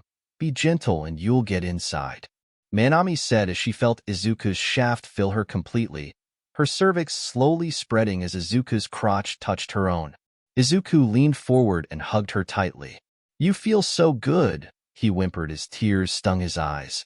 The slow push in making him feel things he had never before. Manami giggled. So do you? And I can't believe you're going to get even bigger in the next few years. God, I'm not going to be able to walk straight after this. Do you want me to stop? Izuku asked as his cock twitched furiously, his mind hazy as he could barely think through urge to fuck the shit out of the cunt he was in. Never. Now start pumping me full of your cum, Manami commanded as Izuku started to bring his hips back, all the while his girlfriend's tight inner walls, squeezing his shaft in all the right ways. Sex had easily become the greatest feeling in the world for Izuku, and he was certain Manami was feeling the same. As Izuku started to piston his cock in her, they stopped using words. Only the sounds of their love, the panting, the slap of skin on skin, and their moans were needed. Kiss me, Manami said as she raised her hands to Izuku's head. Izuku leaned forward and locked lips as he started a rhythmic motion with his thrusting. Slowly he gained momentum. Manami, Izuku moaned. I'm gonna come, he warned. Give it to me, Manami replied as she looked up at him. I want it all. Come, my love. Come for me. Breed me, her voice raising in volume. Izuku would later swear on his life that her pupils had turned into hearts at that moment. As he leaned forward, wrapping his arms around her, he pumped his warm seed into her. Manami, I love you, he declared as he felt her start contract around his shaft, squeezing him for everything he had. After resting for a few minutes, Izuku managed to finally pull himself out of and off of his girlfriend, causing a small river of splooge to run out of her cunt. That was, Izuku said as he wiped his brow of sweat and looked down at his happily sexed girlfriend. Oh man, I forgot a condom. He realized suddenly that he may have screwed up immensely with that oversight. Don't sweat it. I'm on the pill, Izuku, Manami replied as she smirked, watching her boyfriend panic. God, it feels so warm, she said as she dragged a finger up her pussy and capturing some of his jizz on her finger. It tastes pretty good too, she said as she sucked her finger clean. If you say so, Izuku said, still a little worried. We should get back and check on the fights. Make sure we didn't miss anything, Manami said as she looked over at the clock, showing they had been at it for nearly 20 minutes. She tried to stand up only to fall back onto the couch. Well, congratulations. I can't feel my legs, she laughed. I'm sorry, but also really proud, happy. I'm kind of feeling everything right now. Izuku chuckled as he picked her up and cradled to her his bare chest. Oh, they even have showers in these rooms, Izuku noticed. We can have sex in those too, Manami stated as Izuku carried her in, closing her eyes and hearing him turn on the water. After, we need to get cleaned up first, Izuku said as he booped her nose with his finger. Fine, but I want to try sucking your dick later, Manami said as she felt the sweat wash off her body. You ate me out, it's only fair. I ate you out because I love you, and I want to do it again. You taste really sweet, Izuku commented as he scrubbed the smell of sex from himself. And I love you. She turned and kissed his chest. So I want to suck your dick and taste it straight from the source, Manami said as she spread her lips to let some of Izuku's spunk wash out. God, you really filled me up. Her tone slightly annoyed at how much semen he put in her. Might drown if you come in my mouth, though, she quietly muttered as she thought on how big Izuku's dick was compared to her mouth and throat. I'll make it work. Worst case scenario, I get really good at holding my breath. Sorry, Izuku smirked at the compliment, unable to hear her musings as he washed out his hair. At least we won't have to worry about getting me pregnant, Manami hummed as her long magenta hair fell across her wet skin. So, forget the condoms. Isn't that a bit risky? Izuku questioned. Maybe, but if you come that much every time, it's just going to get stuck inside me, Manami said as she imaged what amounted to a balloon filled with Izuku cum inside her. Then again, if you're that worried, we can always try anal? Izuku shook his head in disbelief. What kind of monster have I unleashed on the world? One who, as it turns out, really loves sex, Manami answered as the water turned off. When the couple entered the 1A booth after drying off from getting clean, none of the classmates would even turn to look at them. So, what did we miss? Izuku asked as he tried to avoid the obvious topic. He seated himself in an empty spot with Manami crawling into his lap, snuggling into his chest, with a massive smile on her face. She was feeling a little tuckered out from earlier activities. I'm your next opponent, Todoroki quickly responded. Oh, that's cool, hee. Ice pun, Izuku joked. So who's He gestured to the current match. Well, me Midoriya-san, Momo squeaked out. Kirishima and Tetsu just started, but it seems like it will go on for a while. Her face a shade of scarlet as she was clearly having trouble talking to him right now. Quite, it would appear their fight may take around a half an hour or so more to complete as neither seems to be giving ground with such similar quirks. Ida robotically followed up with more information. Ooh, then that means we have time to go do some kinky things, Manami declared as she hopped out of Izuku's lap, suddenly with enough energy for more sexual activities, and pulled at his sleeve. Come on, I want you to try and choke me with it this time, she said loudly, causing her classmates to sputter and choke on their food and drink. Yeah, like Tura's hot dog, except thicker and longer. She pointed to the invisible girl who was about to take a bite of her food. Oh, now I don't feel like eating this anymore, Hagakure glumly said as she lowered the wiener from her mouth. Kaminari shouted at the couple as they left. Rub it in, why don't you? Obviously disgruntled at the announcement.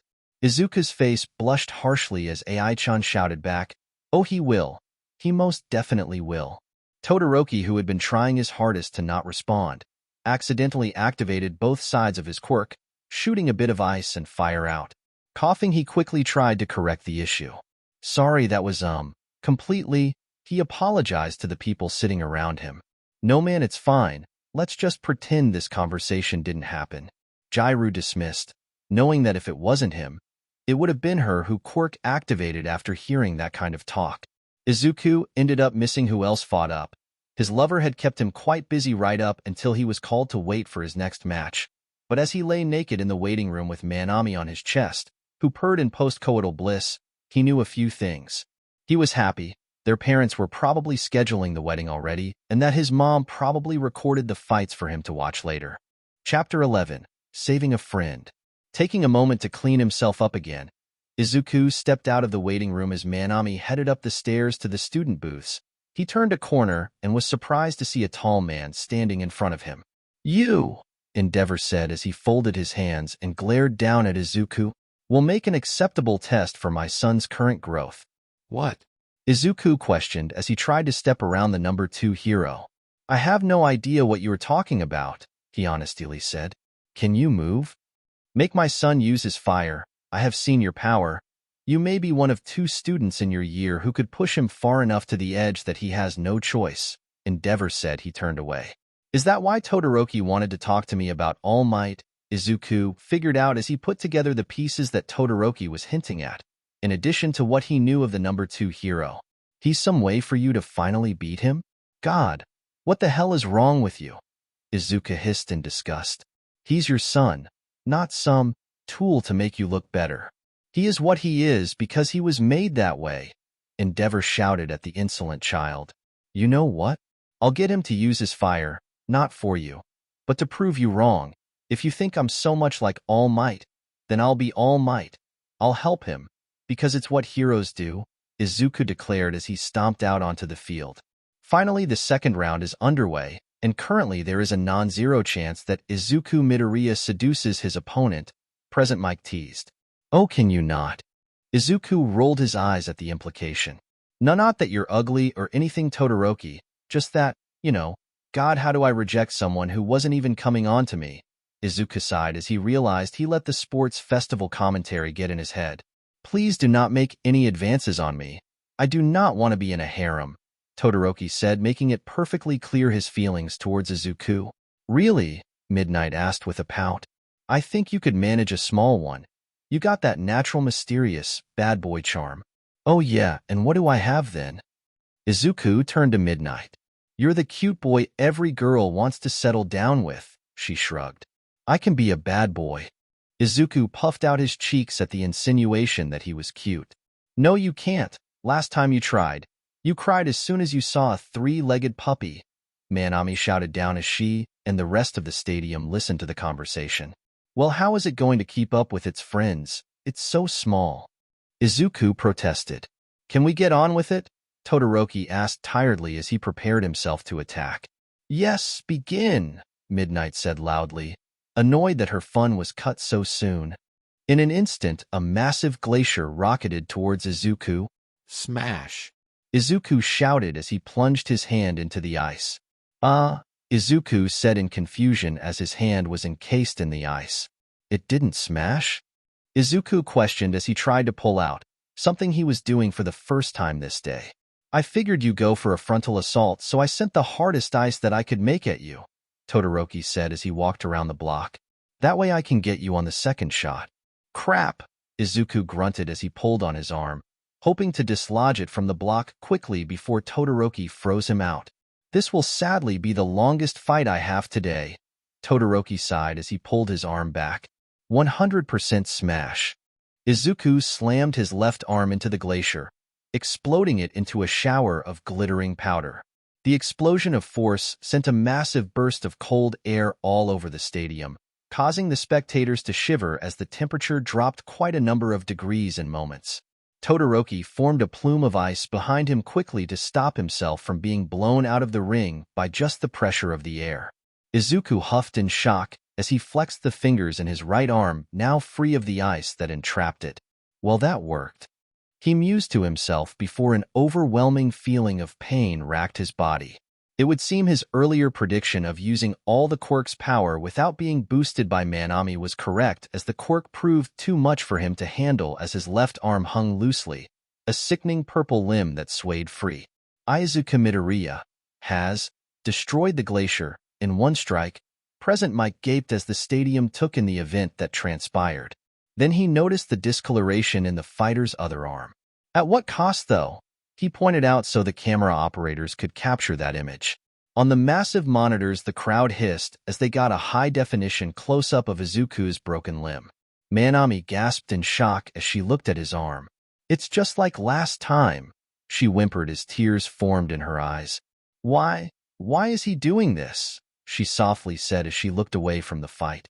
You're going to need to try a lot harder than that, Todoroki, if you want to defeat me. Izuku said as he formed a fist with his only good hand and charged at Todoroki, decreasing the space and thus the time his opponent had to use his quirk. Down a limb, Izuku was slower due to the pain, but he was still faster than his opponent, who was struggling to land any kind of hit on Izuku.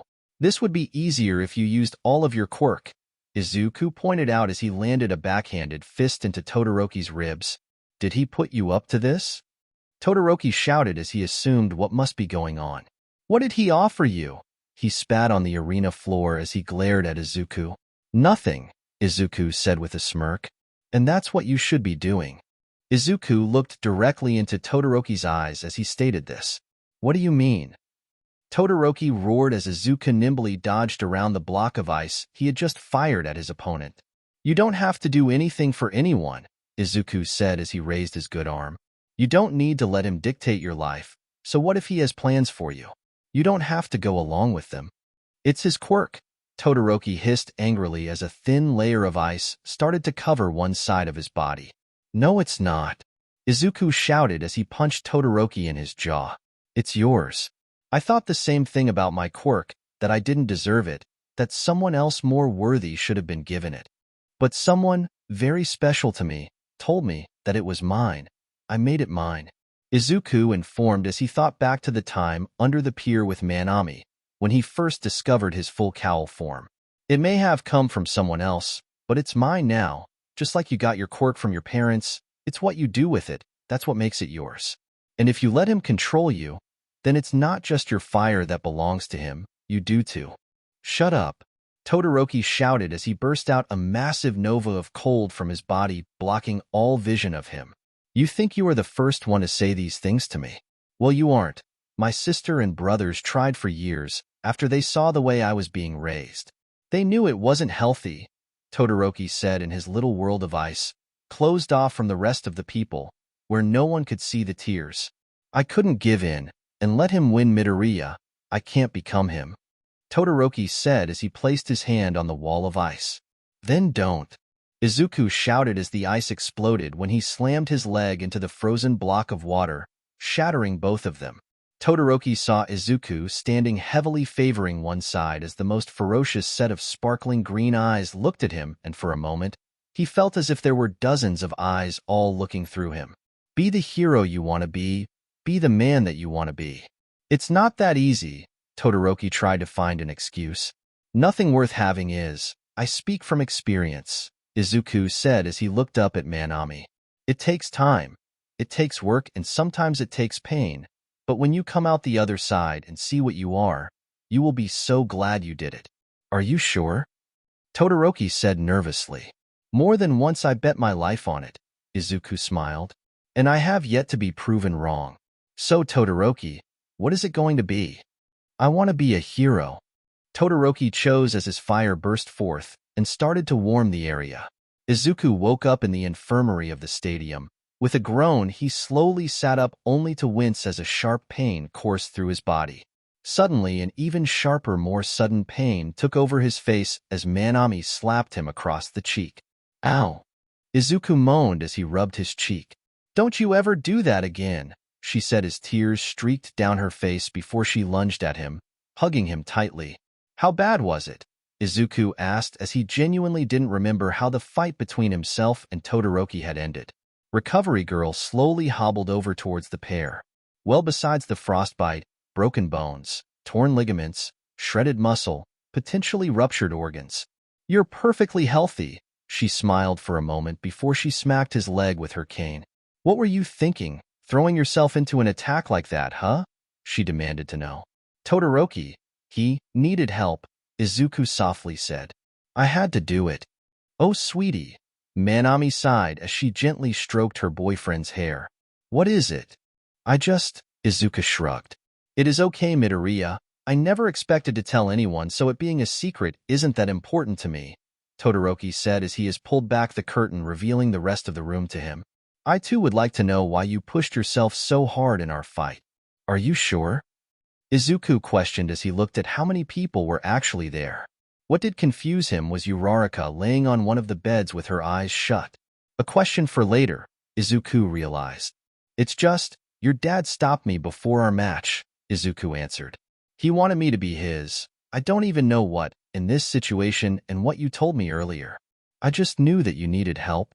You are a strange person, Midoriya, Todoroki said as he laid back down in the bed. Thank you. It's no problem, Izuku smiled. So I guess you'll be battling Ida soon then?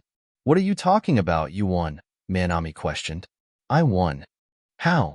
Izuku gasped in shock. Apparently, and I swear this was one of those idiots' ideas, Recovery Girl said in disgust as she pointed above her where the teachers were seated. If both participants are knocked out at the same time, the winner is decided by a cheer-off.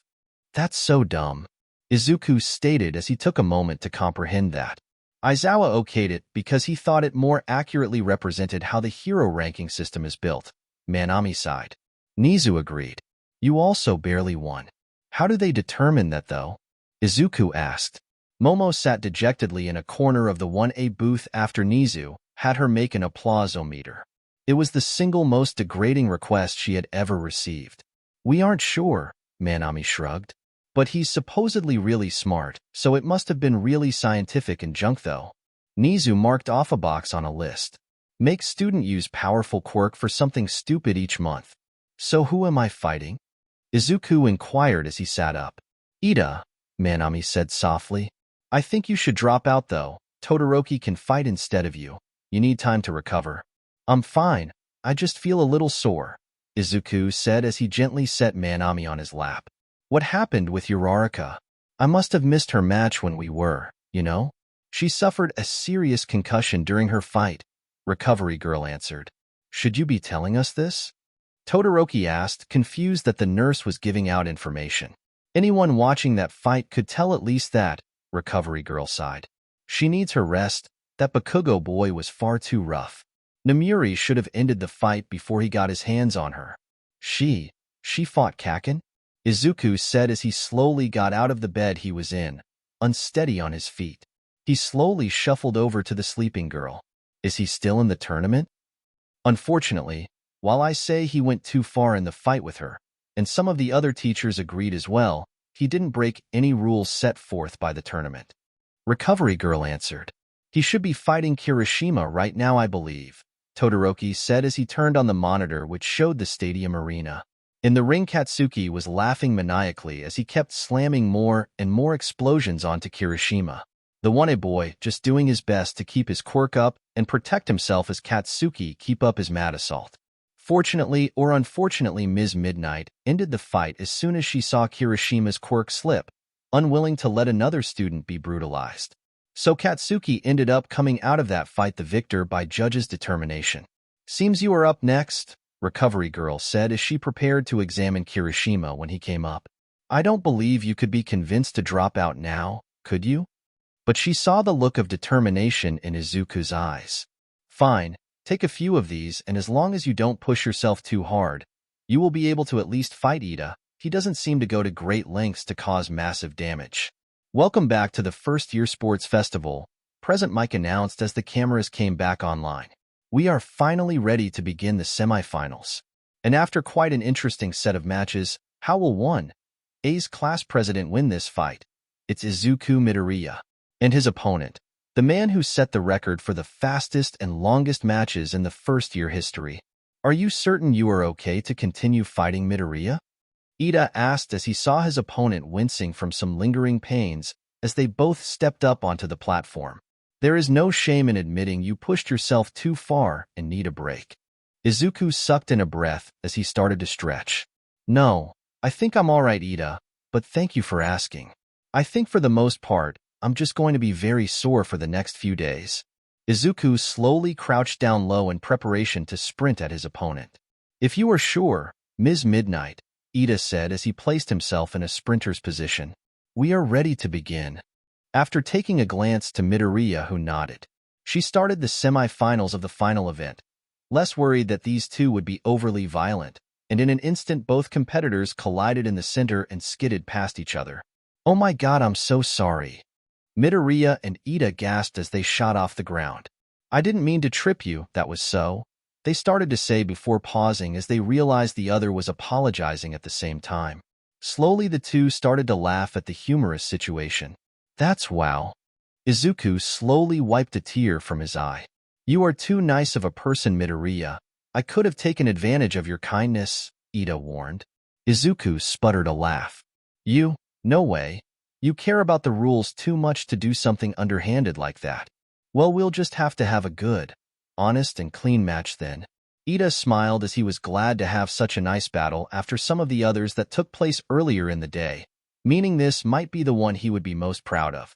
That sounds nice, Izuku said as he squared up and blitzed his opponent with a flurry of punches. Ida responded with his own barrage of kicks as they traded and blocked blows. After a moment, it would seem like Izuku was putting more pressure on as he was able to punch faster than Ida could kick while still keeping balance. Ida grit his teeth as he took a few hits to his ribs. You're fast. You showed that during the cavalry battle when you were catching up to me. But I cannot lost in speed. Not to anyone, Ida declared as his engines burst blue flames. Recipro burst. While doing this, I have only a few seconds before my quirk locks up from the heat, however. Ida said as his kicks came faster than Izuku was prepared for, each one knocking him further and further back as the unrelenting blows rained down on him as he had to stop to guard his body from the assault. I think I can win this if I push myself to go further beyond. It's what you and everyone else has been doing since the beginning, and I will not fall behind. Izuku grunted as he weathered the blows, slowly feeling numbness spread through his arms while his knees grew weak. That's, Izuku started to say as he sucked in a breath. Impressive, and you are doing a great job, Ida. But you aren't the only one pushing yourself. I was weak for so long, Izuku said as his sparks grew more rapid. And now I have my chance to tell the whole world. I am here. His voice loud, proud, and filling the stadium over the roars of the crowd. Ida's eyes opened in surprise as Izuku took a hit straight to his ribs only to tightly grab onto his leg and start to spin him around. And you are outta here, Izuku declared as he tossed his opponent out of the ring.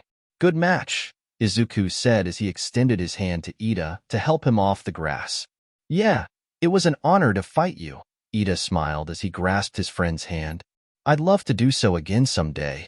I'm sure we'll find some time to do just that. Take care of yourself, Midoriya, Ida warned. I mean it. If Tokoyami cannot stop Bakugo, then you will be up against him, and he has been most cruel. I know Ida. I know him more than anyone else, Izuku said as he thought back to everything he was made to suffer at the hands of his bully. Seemingly like an unstoppable juggernaut, Katsuki took the stage and devastated his opponent. With the shock of showing that he had more than just brute force backing him, he completely nullified his opponent's quirk with an explosion of light before placing his crackling hand inches from Tokoyami's face, forcing Midnight to end the fight before waiting to see what he would do after he got his opponent in that defenseless of a position. He's like a monster, Kaminari shivered as Katsuki left the stage, laughing his head off. He's unstoppable, Hagakure squeaked. Baby, please, don't fight him, Manami said as she grabbed onto Izuku's shirt sleeve. Izuku sighed as he looked at her eyes. I have to. This has been a long time coming. And if I run now, I don't think I'll ever stop running. Leaning over, he kissed Manami. So I'm sorry. I'm going to fight him. Slowly, Izuku shuffled off to find a waiting room to mentally prepare himself for this fight. Hey, didn't those two have history? Mina asked as she recalled the first day of class. Bakugo was my baby's bully. Manami sat on the seat by herself. He and his cronies nearly murdered Izuku back at his old school, she answered as she went to explain the dark history that someone as sweet as Izuku had with someone like Bakugo. To the horror of the rest of the 1A students who hadn't heard much of Izuku past when he told them on the train ride a few weeks ago. Chapter 12, A Long Time Coming. And we make it to the final fight. Thankfully, the last combat of the day, and ladies and gentlemen, this has been a truly memorable day. The intensity, the brutality, and thanks to two very special contestants, the love. Present Mike riled up the crowd. Now I am pleased to announce our finalists. From Class 1B, the terror of TNT, the big bad bomb boy, the walking embodiment of anger, Bakugo Katsuki Idii. As a mixture of boos and cheers rang around the stadium, the destructive force and brutality of his onslaught against the other students in the tournament, as he left only devastation in his wake, giving the audience mixed feelings about the student. And in the other, if All Might is the symbol of peace, then he is the symbol of love. Sorry ladies, he's spoken for, Izuku Midoriya. At that fighter's introduction, the crowd went insane. Izuku's exploits to get where he was now were unconventional, to say the least. As Izuku took the stage, he soaked in the sights and sounds of the arena. All Might, I think I did it. I'm showing them who I am, he thought as he heard the fans cheering his name. Izuku's eyes quickly darted up into the stands to see the face of the woman who he knew made this all possible for him. When he saw her pink eyes, his mind went back to the conversation they had just prior to this fight. Izuku, I know this is K.I.S.S.I.N.G, but Manami struggled to find the right words for what she wanted to say. What I mean is, you're the nicest person I know, so kind and selfless, but please, not this time. He's hurt you for so long. Today, you deserve one chance to be selfish, to do unto him as he does to others. Knock him down a few pegs. Manami, I couldn't just attack him for revenge. I'm trying to get over my past. Izuku responded. If I don't do it for me, then why am I doing it? He tried to reason an excuse to treat Katsuki like anyone else. We both know that can't happen. There's too much history for this to be like other fights. Ours was, Manami's face reddened, a declaration of love. But the others, you were being a hero. You were saving Todoroki-san. And Ida was your friend. It was probably the most polite fight in all human history. She laughed as she thought back on his last fight. It wasn't that bad, Izuku stammered out, embarrassed at the light teasing. You both stopped the fight to start apologizing, because you tripped each other, on accident. Manami exploded in a fit of giggles. It was adorably sweet how much you take other people's feelings into consideration. I love that about you. I love all of you. She finished, reminding him as she stood on his lap to give him a kiss. But not this time. This might be your only chance to show him how much he's hurt you over the years. I'm not asking you to kill him or even break something. But, to me, the only good thing he has ever done is chase you into my arms. She nuzzled her face into the crook of her boyfriend's neck. Just consider it. I won't be mad if you do or don't. I know you. Revenge and anger just aren't who you are. Izuku was pulled from his thoughts as Midnight began to address them. The fight will go until one of you is unconscious or has surrendered. If I think one of you has gone too far, I will end the match early. Her words aimed at Katsuki, who had ended all of his matches that way. Surrender now, Deku. Bakugo started trash talking. Before the fight even began, the cameras and microphones picking up his words. It's not like you have a chance against me. At least you showed me how worthless the rest of the one class is, since not a single one put up a fight against me. So I should thank you and the lowly fuck toy of yours for getting me transferred. Laughing as he mocked his former victim. Izuku's features hardened as he heard those words. What did you just call her?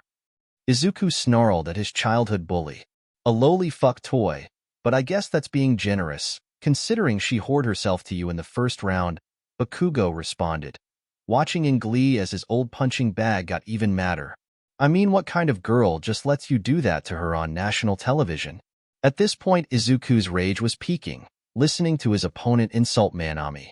Her parents must be so proud that they raised such a cheap slut. Izuku's vision started to go red as his blood pressure rose. Slowly, he stopped hearing the word and only saw a target. To everyone else in the stands, they were shocked at the vitriol being spewed towards another student. Izuku was barely capable of thinking before Bakugo's next comment sent him over the edge. If you're the best she can hope for, then she might as well jump off a roof and save herself the embarrassment of being seen with a loser. Katsuki was ready when the bullhorn blasted, but what he wasn't prepared for was Izuku colliding with him a fraction of a second later. Katsuki grinned maliciously as he was prepared for a close quarter, no-holds-barred brawl, to test his quirk against someone he considered beneath him. But Izuku wasn't even using his quirk. He was just layering full-bodied punch after devastating punch right into his tormentor's face. She's not a whore, she's not a slut, and don't you ever tell her to kill herself, don't you ever talk to her, don't even look at her, don't think about her, never. You are the cruelest, meanest, nastiest person I have ever met, and I can't believe I looked up to you. with the only sounds in the stadium being Izuku's rant and the sickening sound of fist colliding with a bloodied face as the crowd has went silent once the fight began. If I ever find out you tried to do anything to hurt her, I will hunt you down. I will break you.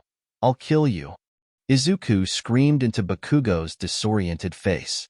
Katsuki, now aware of what a beatdown he is receiving, tried to bring his arms up to retaliate, but that just gave Izuku the chance to grab them and pin them above his body. With his fist occupied, Izuku changed from punching Katsuki to head-butting him. With a sickening crunch, Izuku shattered the cartilage in the explosive boy's nose. You were my bully. For years I suffered because I thought I wasn't good enough for you. For anyone.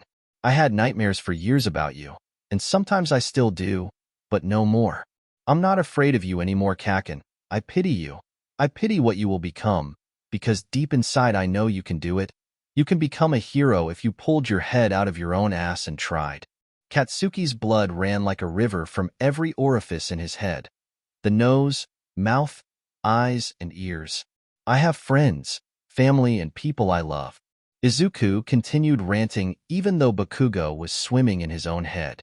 I have a woman I have dreams about, that one day she will be my wife, and not a single one involves you, proudly punctuating each blow before landing one last devastating headbutt, sending Katsuki off into unconsciousness.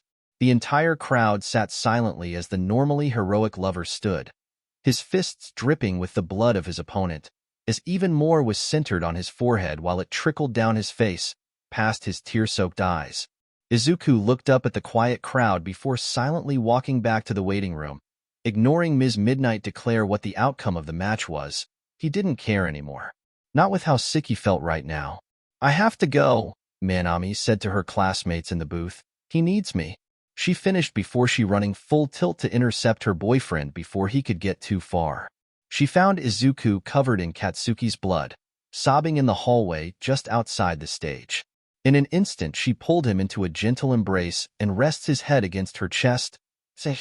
It's okay. It's okay, she cooed as she stroked his head. You won. You beat him. But I was so angry. His voice cracking as he tightly held Manami to his body, with her as his only lifeline to sanity at the moment. I know you were. We all could see it, Manami whispered into his ear softly. No one's mad at you. I'm not mad at you.